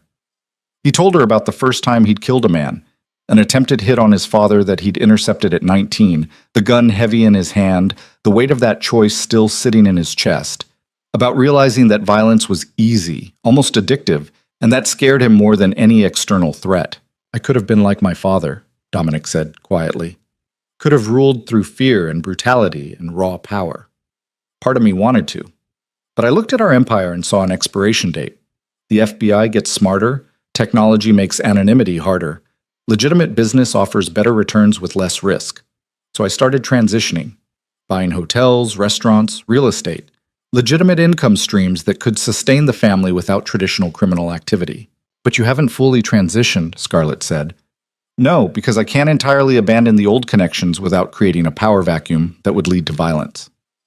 So I maintain relationships with people who engage in illegal activity. I provide resources when asked. I benefit from the protection that comes from being a Romano. But I don't directly engage anymore. I don't order hits. I don't run drugs. I don't operate protection rackets. You just profit from the people who do. Yes, Dominic admitted, which makes me complicit even if I'm not active. I know that, I accept it, and I'm working toward a future where my family name means business success instead of criminal enterprise. But that future is years away, maybe decades. In the meantime, I live in the gray area between two worlds. Scarlett processed this carefully. And if you're with me, I live there too. Yes, you'd be associated with my reputation, my family, my history. People would make assumptions. You'd face judgment. And there would be security concerns, not constant danger, but the need for precautions. The understanding that my enemies might see you as leverage. You're really trying to talk me out of this, Scarlett observed. I'm trying to make sure you understand what you're choosing. Dominic took her hand. Because once you make this choice, Scarlett, I won't let you go easily. I'll honor my promise to respect your autonomy, but I'll also fight like hell to make you want to stay. And I need you to know that before you decide. She looked at their joined hands, at the contrast of his olive skin against her paler complexion, at the strength in his fingers that had held guns and pens with equal competence. I'm not sure I'm ready for a relationship, she said honestly. My divorce isn't finalized. I'm still figuring out who I am outside of being Ethan's wife. I might need time. Then we take time, Dominic said simply. And you're okay with that? With uncertainty and waiting and not knowing where this goes? Scarlett. He lifted her hand to his mouth, pressed a kiss to her knuckles. I've spent 10 years transforming a criminal empire into legitimate business while managing family obligations that could get me killed or imprisoned. I'm intimately familiar with uncertainty. What I'm not familiar with is wanting someone enough to be patient. But for you, I'll learn. It was too much and not enough all at once. Too much intensity, too much honesty, too much raw emotion from a man who ruled an empire with calculated precision. Not enough time. Not enough certainty, not enough distance from the wreckage of her marriage. But sitting there in his office with the city spread below them, Scarlett realized something important. She didn't need perfect timing or complete certainty. She just needed to be brave enough to choose what she actually wanted instead of what felt safe. Okay, she said. Let's try this. Slowly, with honesty and patience and the understanding that I might get scared and need space. Dominic's smile was worth every risk. Slowly, he agreed, starting with dinner. Tonight. Not at one of my restaurants where everyone watches. Somewhere quiet, where we can just talk. I'd like that, Scarlett said. He kissed her then, soft and sweet and full of restrained want, and Scarlett felt something in her chest unlock. A door she'd kept closed for so long she'd forgotten what it felt like to open it. When they finally pulled apart, Dominic rested his forehead against hers. Thank you, he said quietly, for being brave enough to try. Thank you for being honest enough to deserve it, Scarlett replied. She left his office with a dinner date planned and a future that terrified and excited her in equal measure, stepping into uncertainty with her eyes wide open and her heart finally willing to risk the fall. To find him already seated at a corner table, the warm lighting casting shadows across his face that made him look younger, almost vulnerable. You're early, she said, sliding into the chair across from him. I didn't want you walking in alone, Dominic admitted. Old habits. The waiter appeared with wine, a bottle Dominic had apparently already selected, and menus that featured handwritten descriptions of dishes Scarlett couldn't pronounce. She realized with a small jolt that this was their first real date, if you could call it that. Everything else had been business meetings and stolen moments and conversations weighted with consequences. Tell me something normal, she said suddenly. Something that has nothing to do with family business or charity galas or dangerous reputations. Dominic's mouth curved. Define normal. I don't know. Favorite movie? Embarrassing childhood story? What you do when you can't sleep? She took a sip of wine. Something that makes you human instead of mythological. He considered this, his fingers tracing the stem of his wine glass. When I can't sleep, I cook. Usually Italian dishes my grandmother taught me before she died. Ossobuco, homemade pasta, things that require focus and time. My kitchen at home is better equipped than most restaurants. The image of Dominic Romano in a kitchen, sleeves rolled up, focused on something as ordinary as cooking, made Scarlett smile. That's not what I expected. What did you expect? I don't know. Violent exercise, reviewing security footage, making ominous phone calls about business problems. I do all of those things too, Dominic said with dry humor. But cooking is meditation. It's one of the few activities where I can shut my brain off and just focus on the present moment. Plus, my grandmother was terrifying. She'd haunt me if I wasted the skills she spent years teaching. Tell me about her, Scarlett said, genuinely curious. Dominic's expression softened. Maria Romano was 4 feet 11 inches of pure determination wrapped in a floral apron. She emigrated from Sicily at 19 with nothing but a suitcase and her mother's recipes. She married my grandfather, knowing exactly what he was, a violent man building a violent empire, and decided that if she couldn't change his business, she'd at least civilize his home. Did it work? Salvatore Romano never raised his voice at family dinner, Dominic said. Never conducted business in her kitchen. Never brought violence across her threshold. In a life defined by brutality, he created one sacred space where none of it could touch. Because she demanded it, and he loved her enough to give her that. The story revealed layers Scarlett hadn't expected. You admired him. I admired what he was willing to do for her, Dominic corrected. The rest of him, the violence, the cruelty, the empire built on fear, that I understood as necessary for survival in his world, but I never admired it. I just learned from it. Their food arrived. Small plates designed for sharing, each one a work of art. They ate and talked, the conversation flowing easier than Scarlett had anticipated. Dominic asked about her childhood in Sacramento, her college years studying communications, the moment she'd decided to focus on charity work instead of corporate event planning.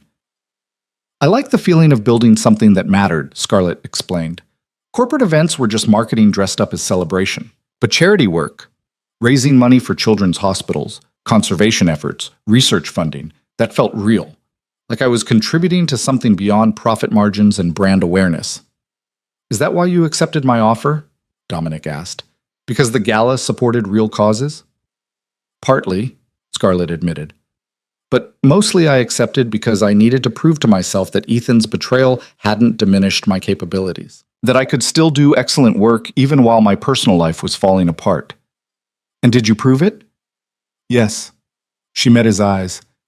And then I proved something else, that I could handle pressure and crisis and public scrutiny without falling apart, that maybe I'm stronger than I thought I was.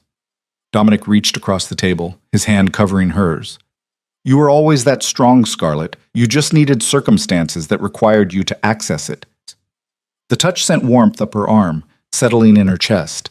This was dangerous territory again, the pull between them that had nothing to do with logic and everything to do with chemistry and recognition and the terrifying possibility of genuine connection. Tell me about your worst fear, she said, needing to ground herself in honesty before she got swept away by attraction. Dominic didn't hesitate. That I'll become my father, that despite all my efforts to build something better, I'll end up ruling through fear and violence because that's all I really know.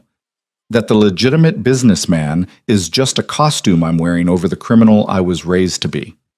The raw honesty of it stole her breath. Do you think that's true? Some days, he admitted, when I have to make hard decisions about family obligations. When someone tests my authority and I have to respond in ways that prove I'm still dangerous. When I look in the mirror and see my father's eyes looking back at me. What do you see when you look at me? Scarlett asked quietly. Dominic's thumb traced circles on her palm. Someone brave enough to walk away from safety and security when they became a cage. Someone who faces fear with grace and handles crisis with intelligence. Someone who makes me want to be better than what I was raised to be. That's a lot of pressure to put on one person. I'm not asking you to save me, Dominic said. I'm just telling you what I see, what you inspire without trying. The waiter appeared to clear their plates, breaking the intensity of the moment. Scarlett excused herself to the restroom, needing a moment to collect herself, to remember how to breathe normally. The bathroom was empty, all marble and soft lighting. She stared at her reflection, flushed cheeks, bright eyes, the look of a woman teetering on the edge of something that would change everything. Maya would tell her to be careful. Her lawyer would tell her to run. Every rational voice in her head was screaming that getting involved with Dominic Romano was the definition of terrible judgment. But standing there in that beautiful bathroom, Scarlett realized she was tired of listening to rational voices, tired of playing it safe, tired of being the perfect, appropriate version of herself that everyone expected. She wanted messy. She wanted real. She wanted the terrifying freefall of genuine feeling. She returned to the table to find Dominic on his phone, his expression tense. He ended the call when he saw her, but the easy warmth from earlier had been replaced by something harder. What's wrong? She asked. Business problem, he said shortly. Nothing for you to worry about. Don't do that. Scarlett sat down, her voice firm. Don't shut me out and tell me not to worry. If we're going to try this, you have to actually let me in. Dominic studied her for a long moment. Then he sighed. One of my father's old associates is making noise about territory disputes. He thinks because I've gone legitimate, I'm weak. He's testing boundaries, seeing if I'll respond the old way, or if I've actually gone soft. What's the old way? Violence. Public displays of dominance. Making examples out of anyone who challenges my authority. And the new way? Negotiation. Finding compromise that lets both parties save face. Using legitimate business leverage instead of physical intimidation. Dominic's jaw tightened. The problem is that the new way looks like weakness to people raised in the old world, which encourages more challenges, more tests. So you're stuck, Scarlett said. Respond the old way and you prove you haven't really changed. Respond the new way and you invite more challenges. Exactly. He looked at her with something like surprise. Most people don't understand that dilemma. Most people haven't spent 5 years navigating the politics of charity boards where every decision gets judged for hidden motives and long-term implications, Scarlett said dryly. Different contexts, same basic problem. How do you maintain authority while transforming the system that gave you that authority in the first place? And how did you handle it? Scarlett thought back to the countless board meetings, the careful negotiations between old guard donors and young activists, the delicate balance of honoring tradition while pushing for change. I found third options, ways to acknowledge the old guard's concerns while still moving forward with new approaches. I made them feel heard and valued even when I was fundamentally changing how things operated. That only works if both parties are operating in good faith, Dominic pointed out. True, but it works more often than you'd think. People challenge authority when they feel disrespected or invisible. If you can address those underlying feelings while still maintaining your boundaries, you diffuse most conflicts before they escalate. Dominic was quiet, his expression thoughtful. You're suggesting I meet with Carmine, actually sit down and hear what he's concerned about instead of just shutting him down. I'm suggesting that maybe this isn't about territory at all.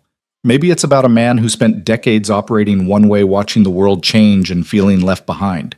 Maybe if you acknowledge that fear, instead of just responding to the challenge, you find a different resolution.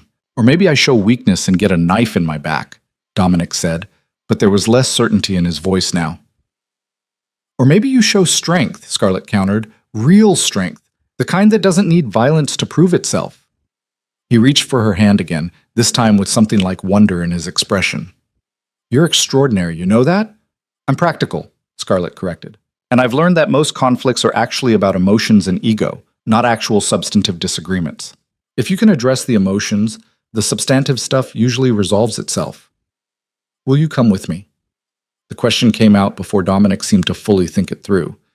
To the meeting with Carmine, not as a participant, but as, I don't know, a witness, a reminder to myself that there are other ways to handle this. Every instinct screamed that this was a terrible idea. She'd been in Dominic's life for less than a month. She had no business involving herself in family disputes with dangerous men. She should say no, maintain boundaries, protect herself from getting pulled deeper into his world. When? She heard herself ask instead. Tomorrow night, neutral location, public enough to be safe. Just a conversation. What exactly would my role be? To sit there and exist, Dominic said simply. To remind me that I'm trying to build something better. That I don't have to default to my father's solutions. It was too much to ask and somehow exactly the right thing to ask. Because Scarlett understood, better than most people could, what it meant to fight against the patterns you were raised with. To try to become something new while the weight of the old kept pulling you back. Okay, she said, I'll come. But Dominic, if it gets dangerous, it won't, he promised. Marcus will be there. Multiple security measures. And if Carmine tries anything, we leave immediately. Your safety isn't negotiable. They finished dinner with the understanding that they'd crossed another threshold, moved from tentative dating into something more complicated and more real. When Dominic walked her to her car, Marcus trailing at a discreet distance, he pulled her close, his hand tangling in her hair. Thank you, he said quietly, for trusting me with this, for offering perspective I didn't know I needed. Thank you for asking for it, Scarlett replied, for letting me see the parts of your life you could easily hide. He kissed her then, deep and thorough and full of want barely held in check. When they finally broke apart, both breathing hard, Scarlett felt like she was standing at the edge of a cliff, with the wind pushing her forward. I should go, she said, even though going was the last thing she wanted. You should, Dominic agreed, but his hand stayed on her waist, warm and solid and possessive in a way that should have bothered her but just made her feel claimed. Tomorrow night, she said. Text me the details. Tomorrow night, he confirmed. Scarlett drove home with her heart racing and her mind spinning through everything that could go wrong, meeting with one of Dominic's father's old associates, inserting herself into family business, becoming visible in his world in a way that couldn't be taken back. But underneath the anxiety was something else. Excitement. Purpose. The feeling that maybe, finally, she was living instead of just performing life. Maya called as she was getting ready for bed. I haven't heard from you in 2 days. Should I be worried or happy? Both, Scarlett said, curling up on her couch. Definitely both. Tell me everything. So Scarlett did. The dinner, the conversation, the vulnerability Dominic had shown, the meeting she'd agreed to attend. When she finished, Maya was quiet for a long moment. You're in love with him, Maya said finally. I barely know him. You know the parts that matter, and you're falling, Scar, hard and fast. Scarlett closed her eyes. Is that a bad thing? It's a terrifying thing, Maya said gently, but also maybe a beautiful thing. Just promise me you'll be careful. Not just physically careful, but heart careful. Men like Dominic, they consume everything. Make sure you don't lose yourself in the process of being with him. I won't, Scarlett promised, though she wasn't entirely sure it was a promise she could keep. The next day passed in a blur of normalcy that felt surreal given what the evening held. Scarlett met with her lawyer to review divorce documents. Ethan had signed everything without contest, probably still hoping she'd change her mind. She had coffee with former colleagues from the Children's Hospital Foundation Board, fielding questions about the gala and deflecting curiosity about her connection to Dominic. You looked radiant in those photos, Margaret Chen, the board president, observed. Dancing with Dominic Romano. That's quite a coup for a first major event. Mr. Romano was a generous host, Scarlett said carefully. He was also clearly quite taken with you. Margaret's smile was knowing. I've seen Dominic Romano at dozens of events over the years. He's always polite, always appropriate, always maintains perfect distance. The way he looked at you in those photos? That was different. Scarlett felt heat rise to her cheeks. We're seeing each other, casually. Nothing about Dominic Romano is casual, Margaret said, but her tone was kind. Just be careful, dear. His world isn't always forgiving to outsiders. The warning echoed Maya's, echoed her own internal cautions. But Scarlett was past the point of careful. She was committed now, for better or worse. Dominic picked her up at 7, Marcus driving while they sat in the back seat of the SUV. He'd dressed down, dark jeans, black button-down, leather jacket that somehow made him look more dangerous than his suits did. You didn't have to do this, he said, taking her hand. I could still have Marcus take you home. I want to be here, Scarlett said, and meant it. The meeting location was a family-owned Italian restaurant in a neighborhood that probably looked charming in daylight, but felt vaguely ominous in the dark. Marcus parked where he had clear sight lines to the entrance, and 2 other security personnel, Scarlett recognized them from the gala, positioned themselves at strategic points. Carmine will have his own people, Dominic explained as they walked to the entrance. This kind of meeting, everyone brings insurance. As long as everyone stays calm, it's just theater.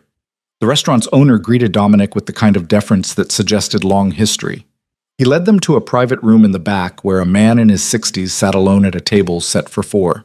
Carmine DeLuca looked like Central Casting's version of an old-school mobster, silver hair slicked back, expensive suit that couldn't quite hide the thickness of violence in his build, eyes that had seen and done things that left marks. He stood when they entered, his gaze sweeping over Scarlett with undisguised curiosity. Dominic, he said, his accent thick with the old neighborhood. You bring a date to business meeting? Scarlett Vaughn, Dominic said, his hand on her lower back. Scarlett, this is Carmine DeLuca. He worked with my father for 30 years. Scarlett extended her hand, refusing to be intimidated. Mr. DeLuca. Carmine's handshake was firm, assessing. Pretty girl. Too pretty for this ugly business. Then maybe we should make the business less ugly, Scarlett said evenly. Something flickered in Carmine's expression, surprise maybe, or reluctant respect. He gestured to the chairs. Sit. We talk. They sat, and a waiter appeared with wine and antipasto that no one touched. Dominic leaned back in his chair, the picture of relaxed confidence that Scarlett was learning to recognize as his most dangerous pose. You wanted to meet Carmine. Here I am. Oh, you're killing our business, Carmine said bluntly. All this legitimate shit, the hotels, the restaurants, the clean money. You forget where you come from. You forget who built the empire you're spending. I haven't forgotten anything, Dominic said quietly. I'm building on the foundation my grandfather and father created, making it sustainable for the next generation. Sustainable. Carmine spat the word like a curse. Your father understood power. Real power. Not this corporate bullshit. My father's dead, Dominic said flatly. Heart attack at 57 from stress and paranoia. Is that the legacy you want? That I should want? I want respect, Carmine shot back. I want to not be cut out of decisions by some punk who thinks he's smarter than everyone who came before. There it was, the real issue. Not territory or business practices, but respect and relevance. Scarlett caught Dominic's eye, gave him a small nod of encouragement. Dominic's posture shifted slightly. You're right, I should have consulted you before making changes that affected your operations. That was disrespectful, and I apologize. Carmine blinked, clearly not expecting an apology. You what? You gave 30 years of your life to building my family's empire, Dominic said. You were loyal to my father even when that loyalty cost you. You deserve better than being shut out of decisions without explanation. So you're saying I was right to be pissed? I'm saying your anger is justified, Dominic corrected. But the way you've been expressing it, undermining my authority, making territorial plays, encouraging younger associates to test my boundaries, that's creating problems for both of us. Carmine's jaw tightened. You going to threaten me now? Remind me who's boss? No, Dominic said simply. I'm going to offer you a choice. You can keep fighting me, keep trying to prove that the old ways are better. Eventually one of us wins and one of us loses, and either outcome damages the family business we both care about. Or we can figure out how to work together, how to transition to legitimate operations while respecting the experience and knowledge you bring. What does that look like? Carmine asked suspiciously. It looks like consulting you on major decisions before I make them. It looks like finding roles in the legitimate businesses for people with your expertise. It looks like building something new together instead of choosing between old and new. Scarlett watched the older man's face as he processed this offer, saw the pride warring with pragmatism, the desire to maintain dignity, fighting with the recognition that Dominic was offering an honorable exit from a conflict neither of them could win cleanly. You really mean that? Carmine asked finally. Or is this just more corporate bullshit to shut me up? I mean it, Dominic said. But Carmine, I need something from you too. I need you to stop undermining my authority with the younger generation. I need you to support the transition publicly, even if you have private reservations. I need you to be an ally, not an adversary. And if I say no, then we keep fighting, Dominic said quietly. And I win eventually, because I have youth and momentum and legitimate business leverage. But we both lose things we care about in the process. Your legacy, my family's unity, the respect we should have for each other. The silence stretched taut. Scarlett held her breath, watching decades of history and hurt and hierarchy play out in the expressions crossing Carmine's weathered face. Your father would have just killed me for disrespecting him, Carmine said finally. I'm not my father, Dominic said. I'm trying to be better than what I was raised to be. But I need help. From people who know the old ways well enough to help me avoid the mistakes of thinking everything new is automatically better. Something in Carmine's expression softened. You really do want to change things. I really do, but I can't do it alone, and I can't do it by burning bridges with everyone who came before me. Carmine reached for his wine glass, took a long drink. When he set it down, his eyes held something that might have been respect. Okay, we try it your way. But I'm watching, Dominic. You screw me over, we're done. Fair enough, Dominic said, extending his hand across the table. They shook, the gesture carrying weight beyond the simple physical contact. Carmine's gaze shifted to Scarlett, his expression appraising. You advise him on this? He asked her. I offered perspective, Scarlett said carefully. The decision was his. Smart girl. Carmine stood, the meeting apparently concluded. You keep her, Dominic. Women like this, they see things us men miss because we're too busy protecting our pride. After Carmine left, Dominic sat back in his chair, something like relief washing over his features. I can't believe that actually worked. You gave him what he really wanted, Scarlett said. Not territory or power, but dignity and relevance. Once he felt seen and valued, the rest became negotiable. Dominic pulled her close, his forehead resting against hers. Thank you for being here, for believing I could handle this differently than my father would have. You're not your father, Scarlett said softly. You're better than what you were raised to be. You just needed to prove it to yourself. He kissed her then, deep and grateful and full of emotion he didn't have words for. When they finally pulled apart, Marcus appeared in the doorway with impeccable timing. All clear, boss. We're good to go. The drive home felt different, lighter somehow, like something heavy had been lifted. Dominic kept Scarlett's hand in his thumb tracing absent patterns on her skin. Come home with me, he said quietly as they approached her building. Not for... just to be there. I don't want to be alone tonight. Scarlett knew she should say no, should maintain boundaries, take things slow, protect herself from getting in too deep too fast. But looking at him in the dim interior of the SUV, seeing the vulnerability he was trying to hide, she couldn't bring herself to walk away. Okay, she said. But Dominic, I'm serious about taking this slowly. I'm not ready for... I know, he interrupted gently. I'm not asking for that. I'm just asking to not be alone. His home was a penthouse overlooking the water, all clean lines and expensive minimalism that somehow still felt warm. Floor-to-ceiling windows offered a breathtaking view of the city lights reflected on the bay. The kitchen was indeed restaurant quality, all professional-grade appliances and marble countertops. Wine, Dominic offered, already moving toward the wine fridge. Please.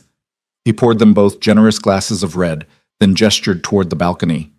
They stood at the railing, the night air carrying the salt smell of the ocean, the city a living thing breathing below them. Tell me what you're thinking, Dominic said. That a month ago, I was married to a man I'd stopped loving, living a life I'd stopped recognizing as mine. And now I'm standing on a penthouse balcony with a man who terrifies and fascinates me in equal measure, watching him try to transform a criminal empire into something legitimate. It's surreal. Regrets? Surprisingly, no. Scarlett turned to face him. Terror, yes. Confusion, absolutely. But regrets? Not yet. Not yet, Dominic repeated. That suggests you think regrets are inevitable. Aren't they? With something this complicated? Maybe. He set down his wine glass, both hands coming up to frame her face. Or maybe we're both tired of safe and predictable, and we're choosing complicated because complicated at least feels real. Is that what this is? Choosing complicated for the sake of feeling real? No, Dominic said quietly. This is choosing you because being around you makes me want to be better than what I was raised to be. This is choosing you because you see the worst parts of my world and don't run screaming. This is choosing you because for the first time in my life, I care more about someone else's opinion than my own pride. The honesty of it stole her breath. Dominic, I'm falling in love with you, he said, the words raw and unguarded. I know it's too soon. I know you need time. I know I should be more careful with this. But I'm tired of careful, Scarlett. I'm tired of protecting myself at the cost of actually feeling something real. Scarlett felt tears prick her eyes, overwhelmed by the intensity of emotion she wasn't ready to name but couldn't deny feeling. You're not making this easy. I'm not trying to make it easy, Dominic said. I'm trying to make it honest.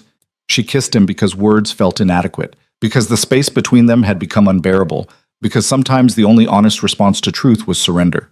He responded immediately, pulling her flush against him, one hand tangling in her hair while the other settled on her waist with possessive certainty. When they finally broke apart, both breathing hard, Scarlett rested her forehead against his chest. I can't say it back yet. I'm not ready. I know, Dominic said, his hand stroking her hair. I'm not asking you to say it. I'm just telling you where I am, what this means to me.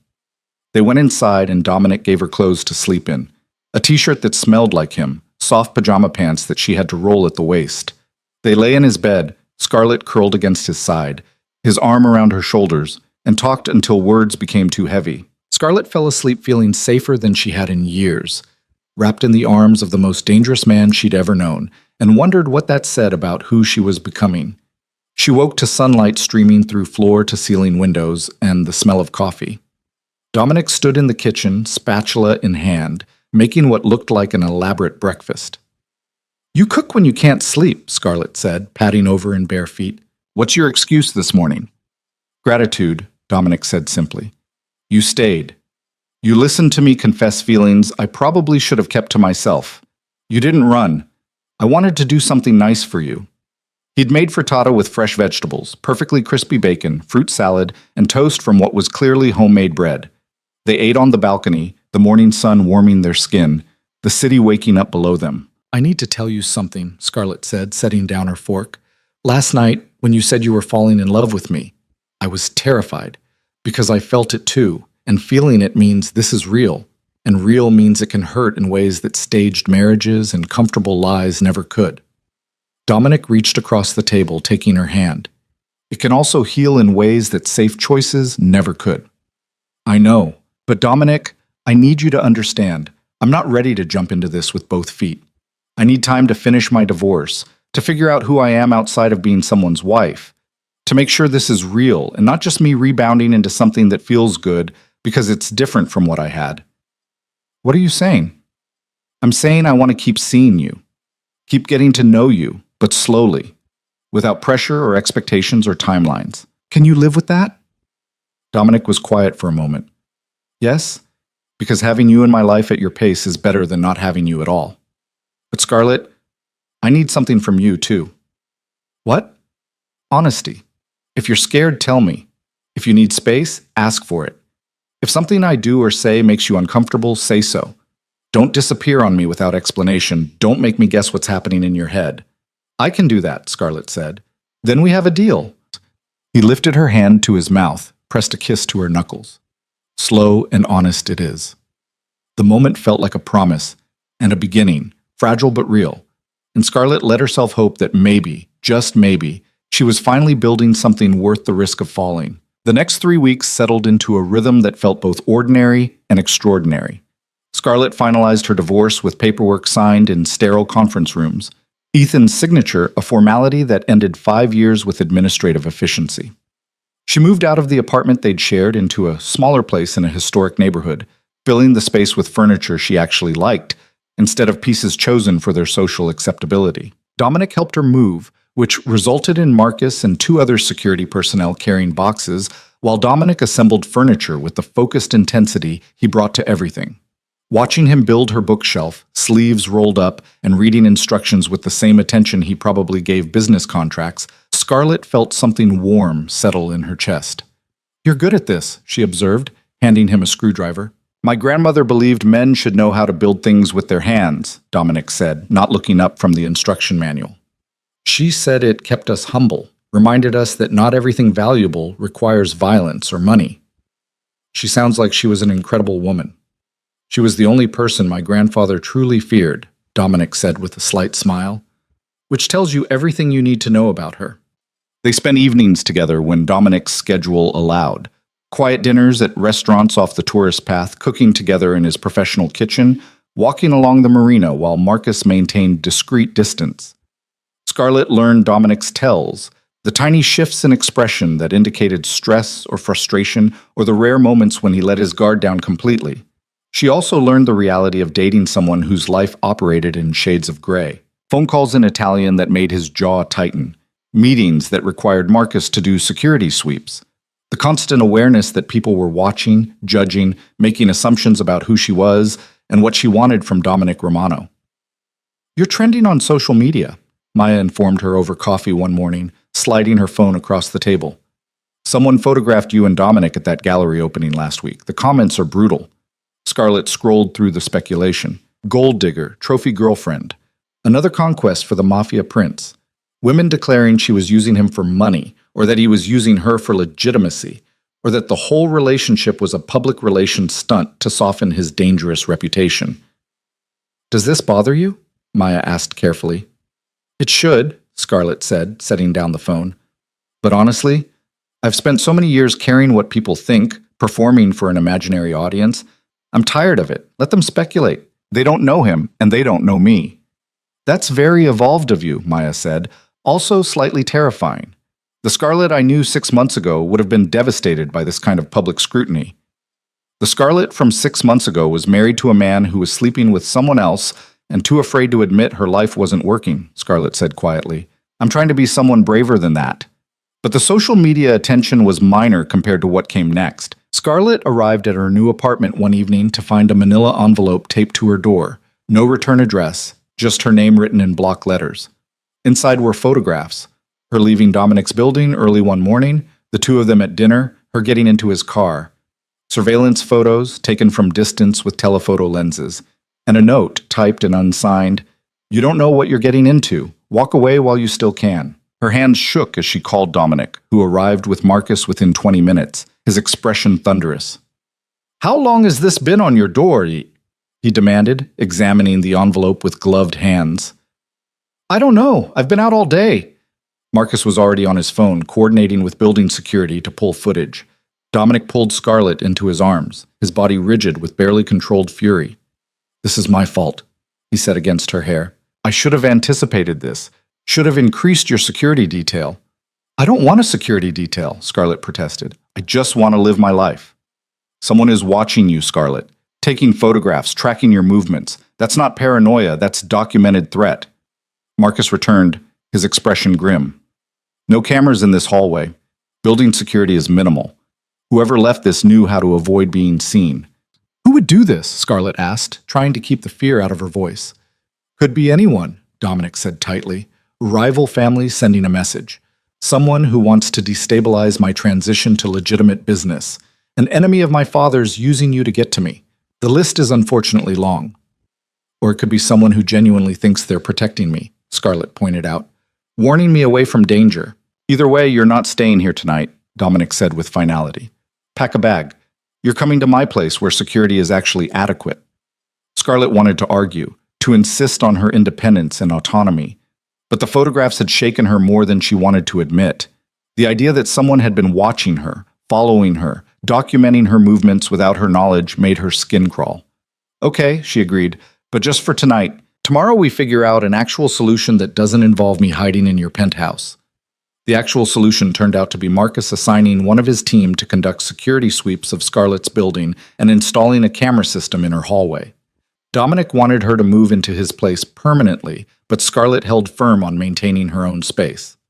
I just got my independence back, she told him during a tense conversation in his kitchen. I can't immediately give it up by moving in with you. That's not slow. That's not careful. That's me running from fear straight into dependence on another man. This isn't about dependence, Dominic argued. It's about keeping you safe. And I appreciate that. But Dominic, I need you to hear me. If I let fear dictate my choices, I'll never actually be free. I'll just trade one cage for another, even if the new cage comes with better security and a man I'm falling in love with. The admission slipped out before she could stop it. Dominic went very still, his eyes searching hers. Say that again, he said quietly. I'm falling in love with you, Scarlett repeated, her heart hammering. Which is terrifying and possibly terrible timing and definitely complicates everything. But it's true.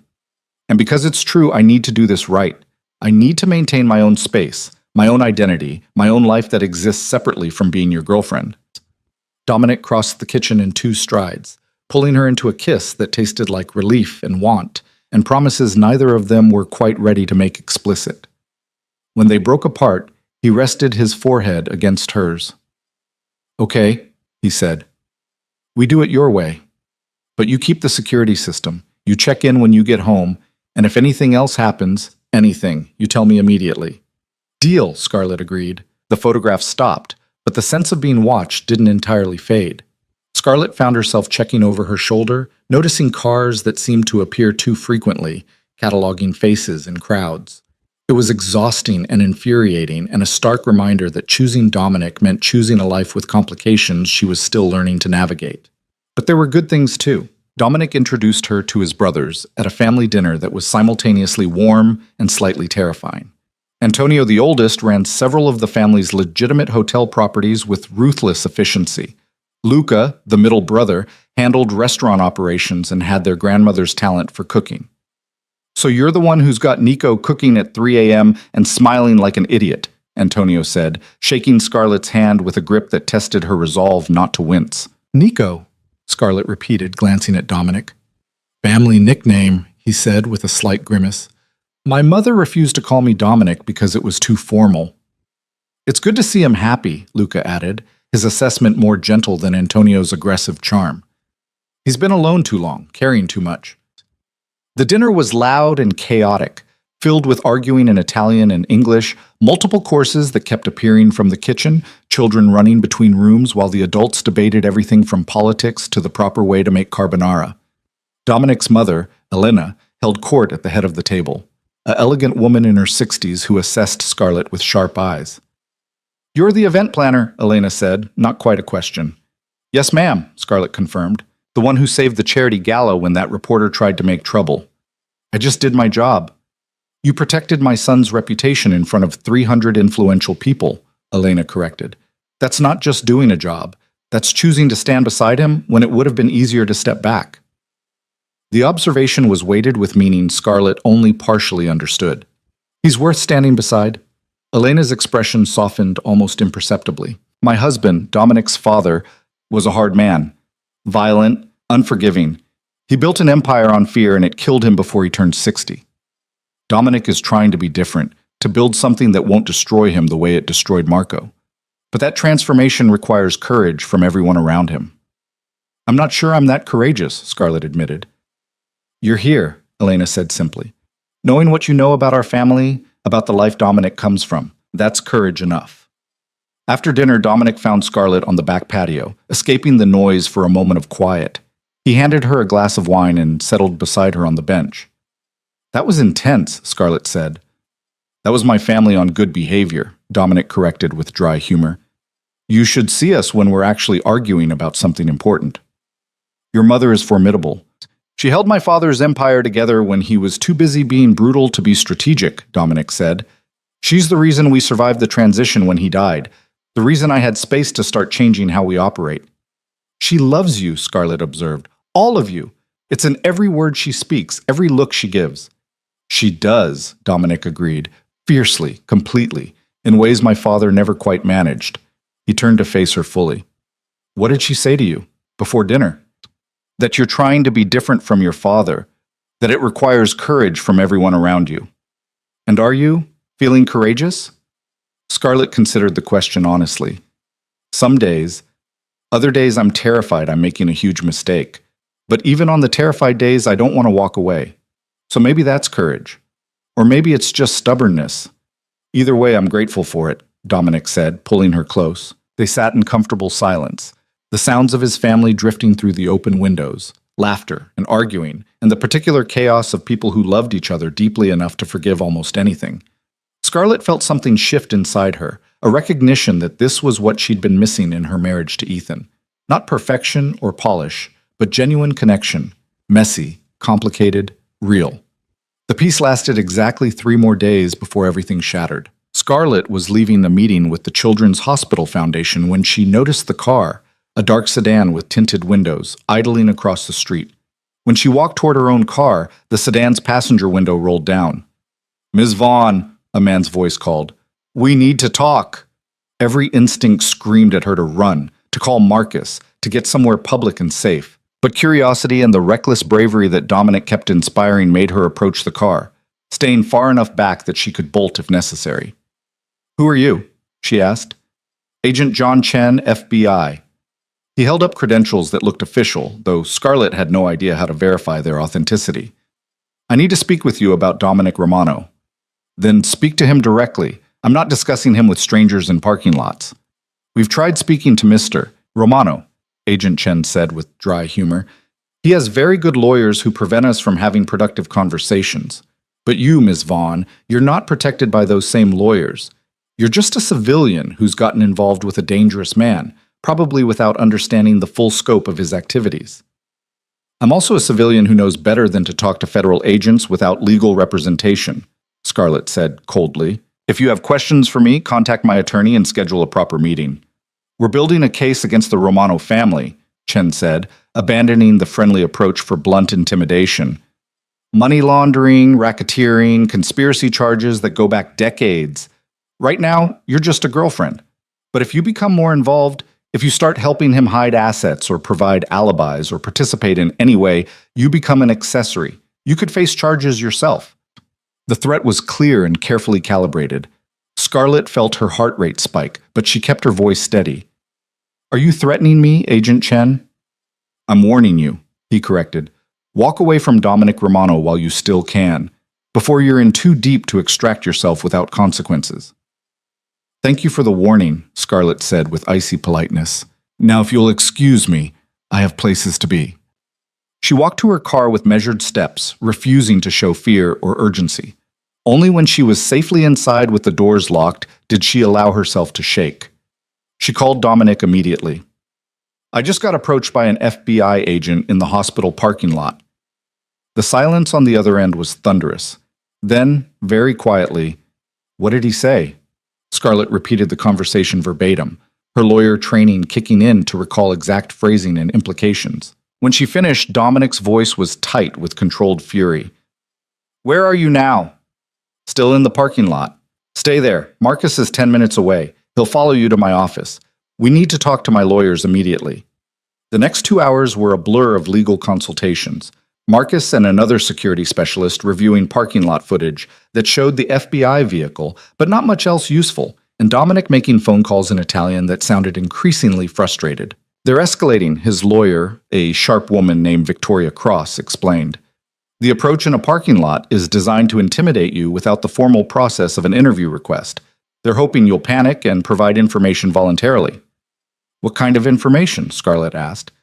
"Anything they can use to build their case against the Romano family. Financial transactions, business discussions, admissions about illegal activities." Victoria's expression was sympathetic but firm. "Ms. Vaughn, I need to ask you directly. Have you witnessed or participated in anything that could be construed as illegal activity?"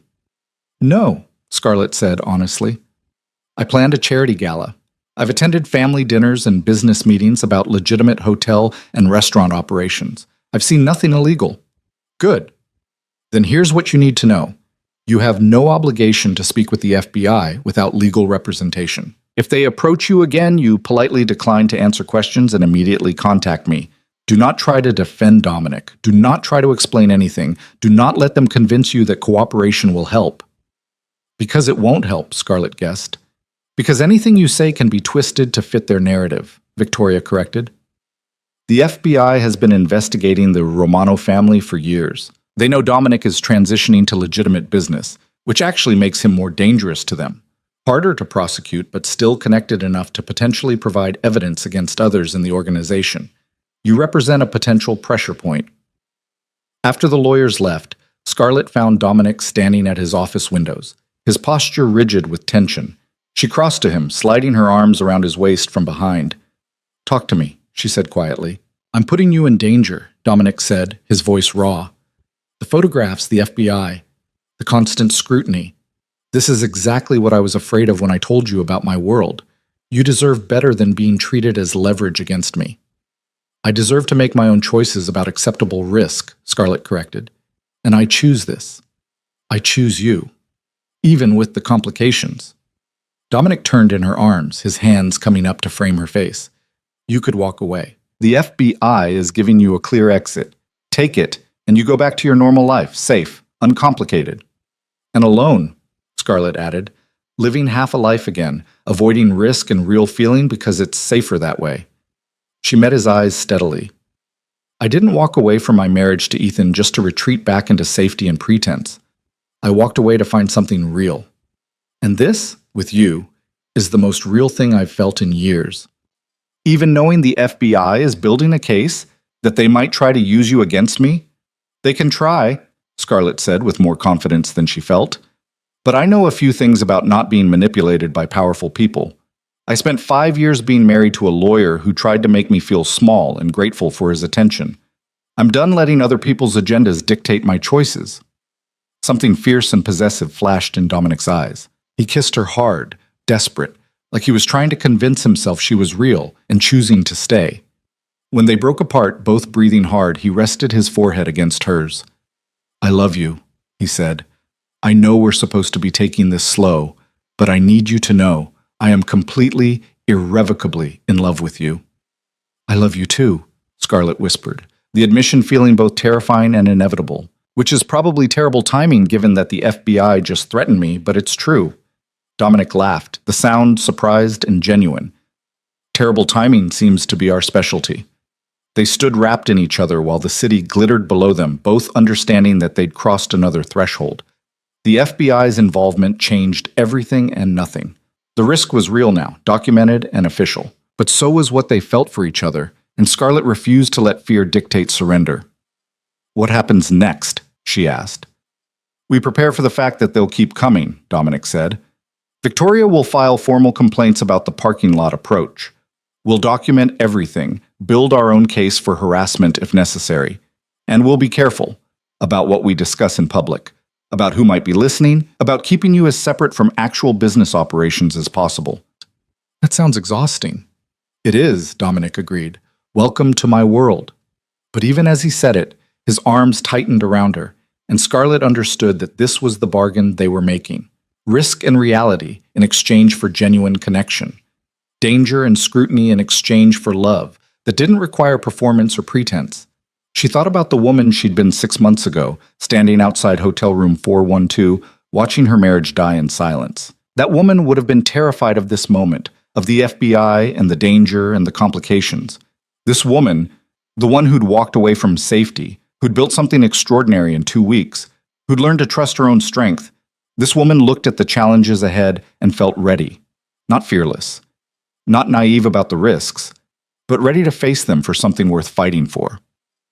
"I need to tell you something," she said, pulling back slightly to look at him. "When Agent Chen approached me, my first thought wasn't fear or panic. It was anger.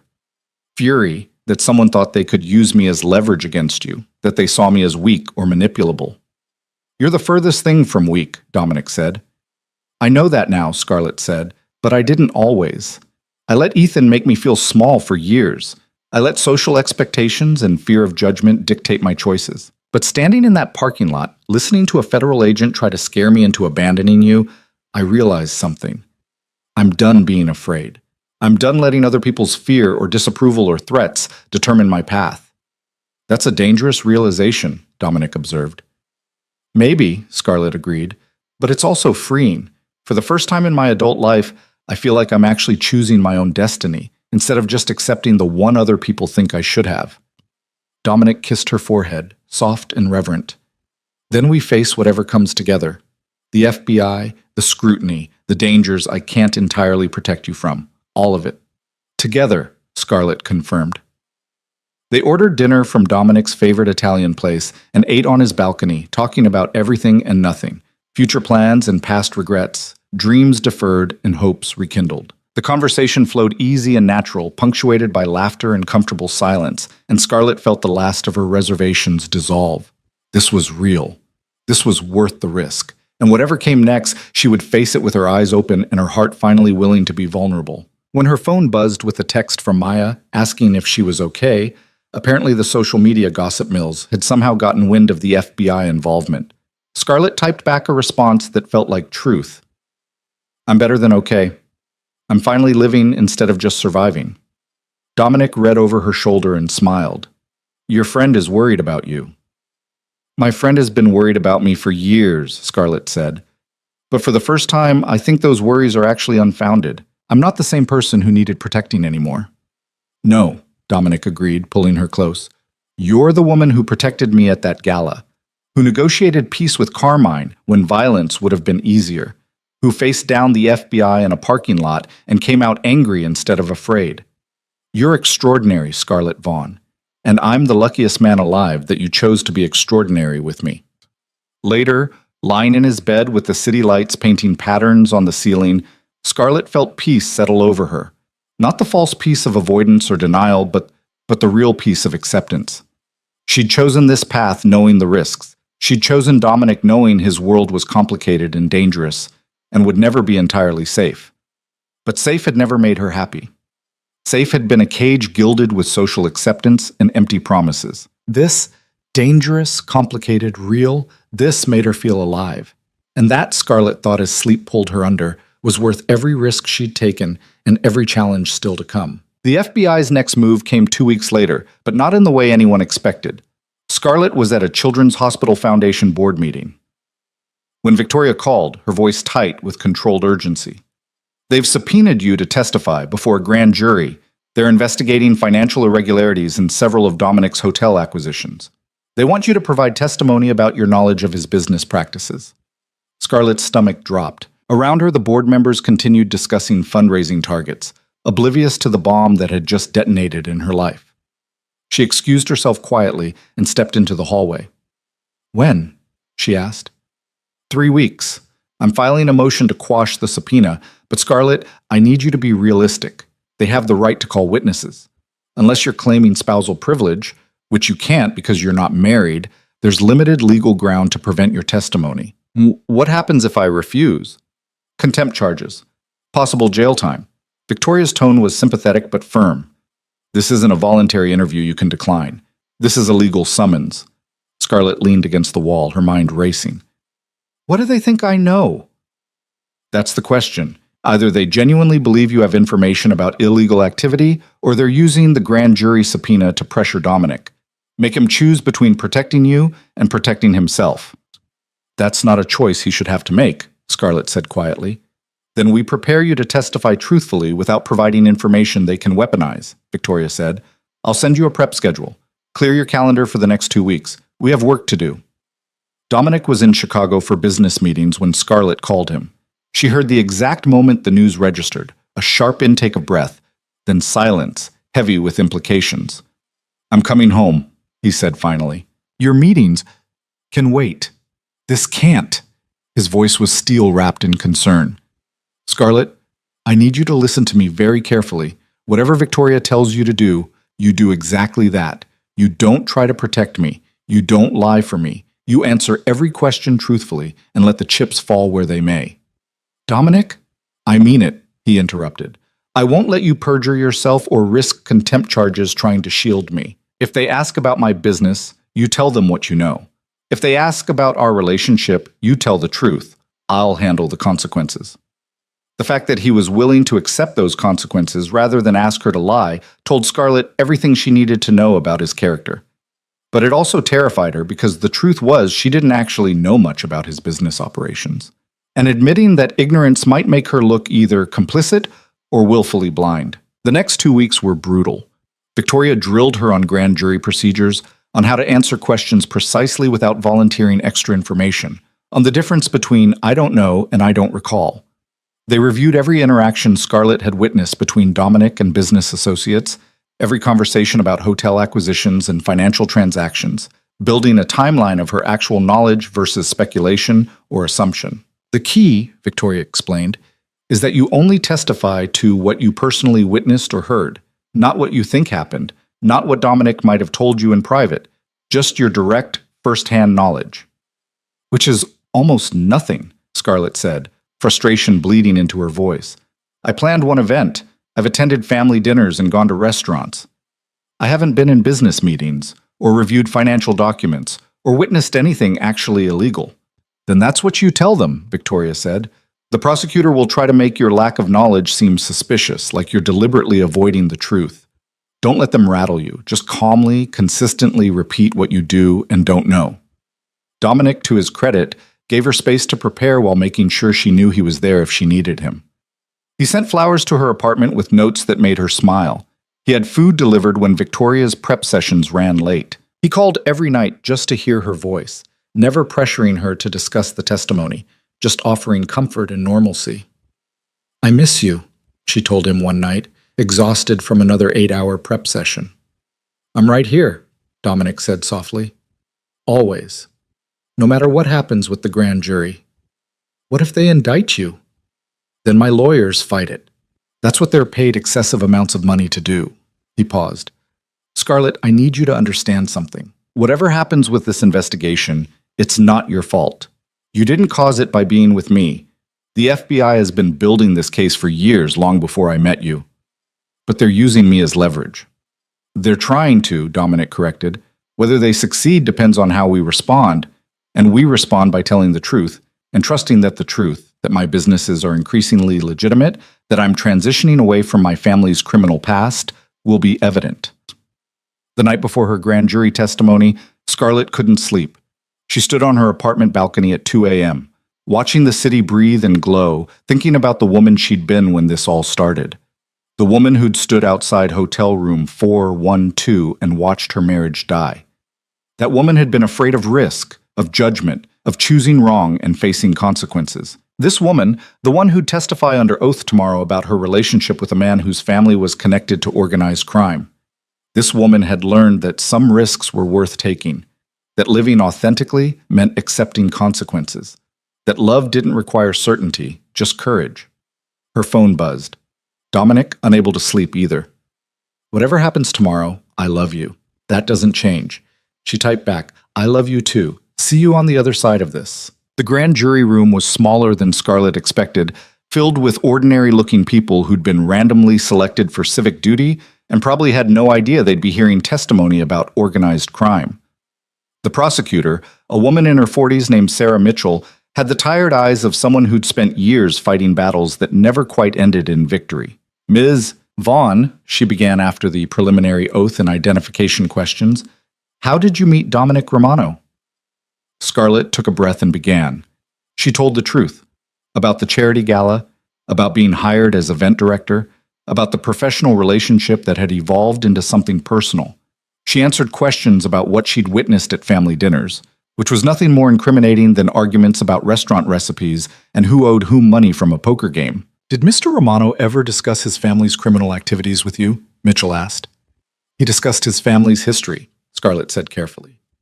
"He acknowledged that his grandfather and father were involved in organized crime. He told me he was working to transition the family businesses to legitimate operations, hotels, restaurants, real estate." "Did he tell you how he was funding these legitimate businesses?" "No, I'm not involved in his business operations. I don't review financial documents or attend business meetings." "Isn't that convenient?" Mitchell's tone sharpened. You're in a relationship with a man whose family is under federal investigation, but you claim to know nothing about how he actually makes money? Victoria had warned her about this tactic, the insinuation that ignorance was actually complicity. Scarlett kept her voice steady. I know he owns hotels and restaurants. I know he employs hundreds of people in legitimate positions. I know the charity gala I planned raised significant money for children's cancer research through transparent, documented donations. Beyond that, no. I don't know the details of his financial operations because I'm his girlfriend, not his business partner or accountant. Have you ever witnessed Mr. Romano engaging in illegal activity? No. Have you ever witnessed meetings between Mr. Romano and known criminal associates? Scarlett thought about Carmine, about the dinner where Dominic had negotiated peace instead of violence. I attended one dinner where Mr. Romano met with a man named Carmine DeLuca, who I understand worked with his father. They discussed transitioning to legitimate business practices and finding roles for people with traditional organized crime backgrounds in legal operations. And you found nothing suspicious about that conversation? I found it encouraging, Scarlett said honestly. It suggested Mr. Romano was actively working to move away from criminal activity, not deeper into it. Mitchell spent another hour probing for inconsistencies, trying to find gaps in Scarlett's testimony that might indicate hidden knowledge or deliberate deception. But the truth was simple and consistent. Scarlett had witnessed a man trying to transform his family's empire, had seen legitimate business operations and charitable work, and had never been privy to anything actually illegal. When the testimony finally ended, Scarlett felt wrung out but relieved. She'd told the truth. She'd protected herself from perjury charges. And she'd done it without betraying Dominic or fabricating ignorance she didn't actually possess. Victoria was waiting in the hallway, along with Marcus and, to Scarlett's surprise, Dominic himself. You're not supposed to be here, she said, walking into his arms despite the federal building setting. I needed to be close, he said against her hair. How did it go? I told the truth, all of it. Whether that helps or hurts you, I don't know. It helps, Victoria said firmly. Your testimony was consistent with everything we've documented about Dominic's transition to legitimate business. It actually supports our narrative that he's distancing himself from criminal activity. They left the federal building together, Marcus running interference when reporters shouted questions about the investigation. Scarlett kept her head high and her hand in Dominic's, refusing to look ashamed or afraid. Whatever happened next, she'd face this challenge with integrity intact. But the real surprise came 3 days later when Victoria called with unexpected news. The grand jury declined to indict, she said, barely contained triumph in her voice. No charges against Dominic, no charges against any of the family businesses they were investigating. The FBI's case apparently fell apart when they couldn't demonstrate ongoing criminal activity, just historical connections and speculation about current operations. Scarlett felt relief so profound it made her dizzy. It's over? This investigation is over, Victoria corrected. The FBI will probably keep watching, keep looking for evidence. But for now, yes, the immediate threat is resolved. She found Dominic in his office, staring out those inevitable windows at the city he'd fought so hard to claim legitimately. When she told him the news, he didn't celebrate or gloat. He just pulled her close and breathed like he'd been holding his breath for weeks. Thank you, he said quietly, for standing with me through this, for not running when the FBI came calling, for being brave enough to testify truthfully instead of trying to protect me with lies. I didn't do it to protect you, Scarlett said. I did it to protect us, to protect the future we're trying to build together. About that future, Dominic said, pulling back to look at her.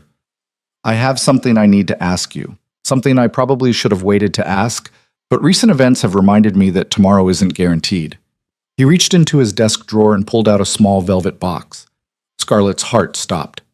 I bought this 3 weeks ago, Dominic said, opening the box to reveal a stunning ring, emerald-cut diamond set in platinum, simple and elegant and breathtaking. Before the grand jury subpoena, before the FBI's investigation concluded. Because I knew, regardless of what happened with the legal situation, that I wanted to spend my life with you. Dominic, let me finish, he said gently. I know this is fast.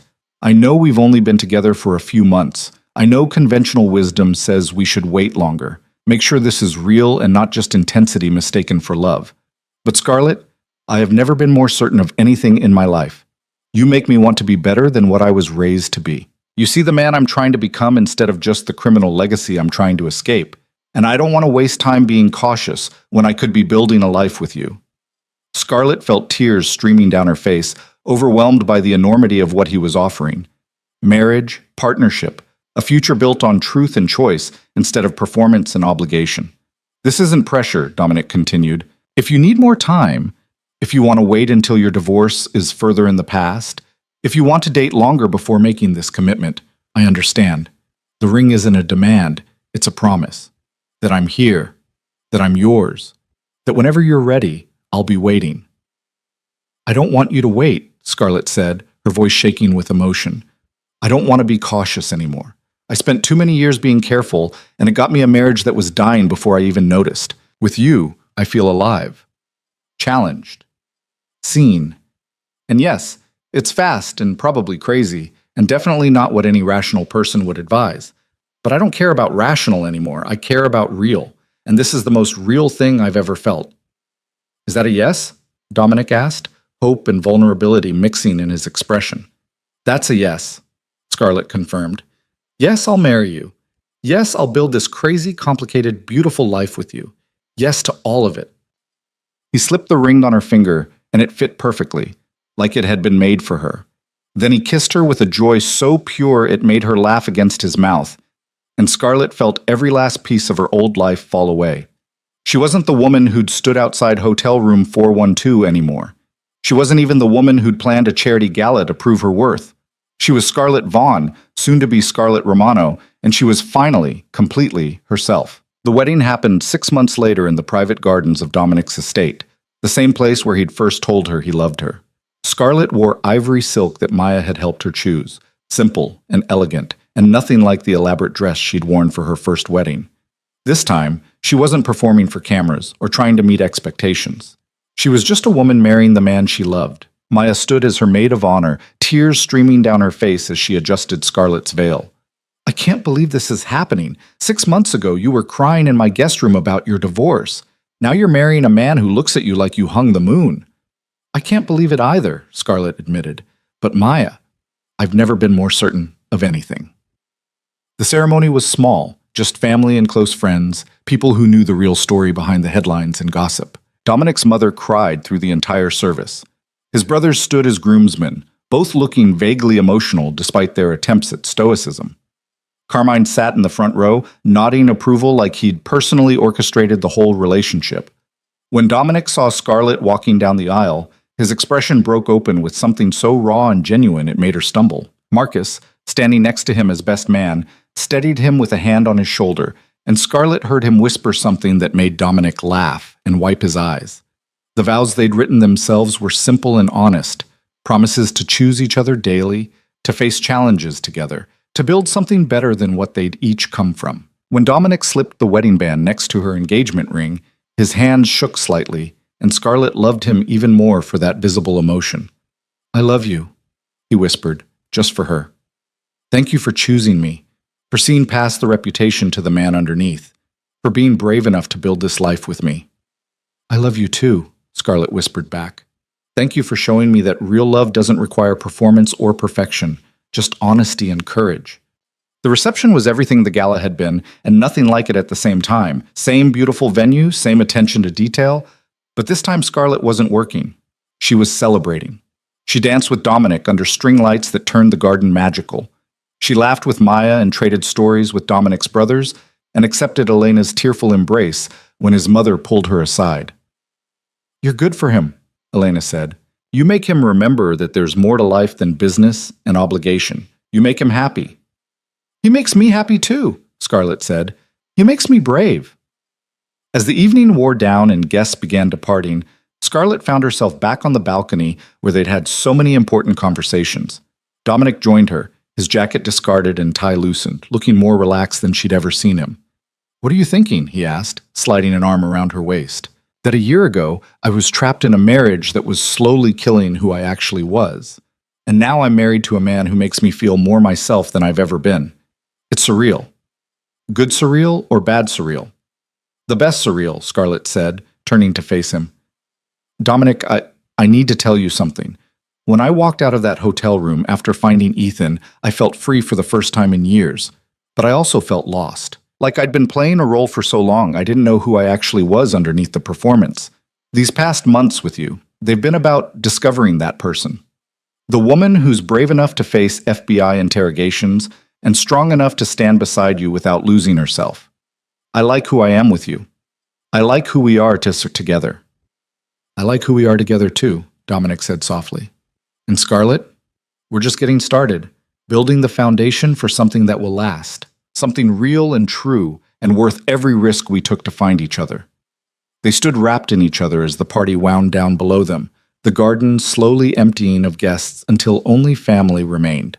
Marcus appeared eventually to let them know the last guests had departed, his expression warm with something that might have been paternal pride. "Congratulations, boss," he said. "You did good."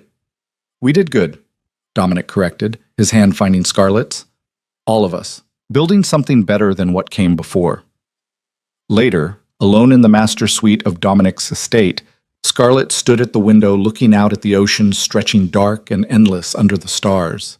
She thought about transformation and risk and the courage it took to choose authentic happiness over comfortable misery.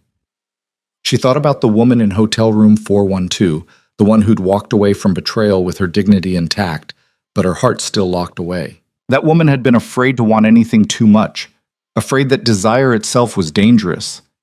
This woman, the one wearing Dominic's ring and his name, the one who'd faced down federal investigators and family complications and her own fears, this woman had learned that desire wasn't dangerous. Fear of desire was dangerous. Choosing safety over truth was dangerous. Living half a life to avoid the risk of heartbreak was the most dangerous choice of all. Dominic came up behind her, his arms sliding around her waist, his chin resting on her shoulder. "Happy?" he asked simply. "Terrified," Scarlett admitted, "and exhilarated, and more certain than I've ever been that I made the right choice." "Good," Dominic said, "because you're stuck with me now, Mrs. Romano." Mrs. Romano. The name still felt strange, but in the best way. Not like putting on someone else's identity, but like claiming a new part of herself. The part that was brave enough to love openly, strong enough to stand beside power without being diminished, wise enough to know that real partnership meant two whole people choosing each other daily. "I'm stuck with you," Scarlett agreed, turning in his arms to face him. "And you're stuck with me, with all my complications and fears and the learning curve of navigating your world." "Our world now," Dominic corrected. "We're building it together. Something better than what either of us came from. Something worth the risk of falling." And standing there in his arms with the ocean breathing outside and the future stretching vast and uncertain before them, Scarlett realized something profound. She wasn't afraid of falling anymore. She'd already fallen, completely, irrevocably, terrifyingly, and discovered that Dominic had fallen too, that they'd caught each other. That love didn't require safety or certainty, just two people brave enough to keep choosing each other, despite the risks. The night she'd discovered her husband's betrayal hadn't destroyed her. It had freed her to find something real. And now, standing beside the most powerful man in the city, not as property, not as conquest, but as his chosen partner, Scarlett understood that the best things in life required the courage to risk everything. She'd risked her comfortable life for authenticity. She'd risked her safety for genuine love. She'd risked her reputation for a man who saw her not as she pretended to be, but as she actually was. And in return, she'd gained everything she'd been too afraid to want. A partnership built on truth, a love that didn't require performance, a future she was building on her own terms with a man who made her brave enough to become who she was always meant to be. Dominic kissed her softly, reverently, like she was something precious that he still couldn't quite believe was his. And Scarlett kissed him back with all the courage and love and fierce joy she'd discovered in herself over these transformative months. The woman who'd walked out of hotel room 412 had been looking for freedom. The woman who'd married Dominic Romano had found it, not in being alone, but in being seen, chosen, and loved exactly as she was. And that, Scarlett thought, as Dominic swept her into his arms and carried her toward the bed with laughter and promises for tomorrow, was the best kind of freedom of all. The kind you chose for yourself. The kind you built with someone brave enough to stand beside you. The kind that transformed betrayal's bitter ending into love's perfect beginning.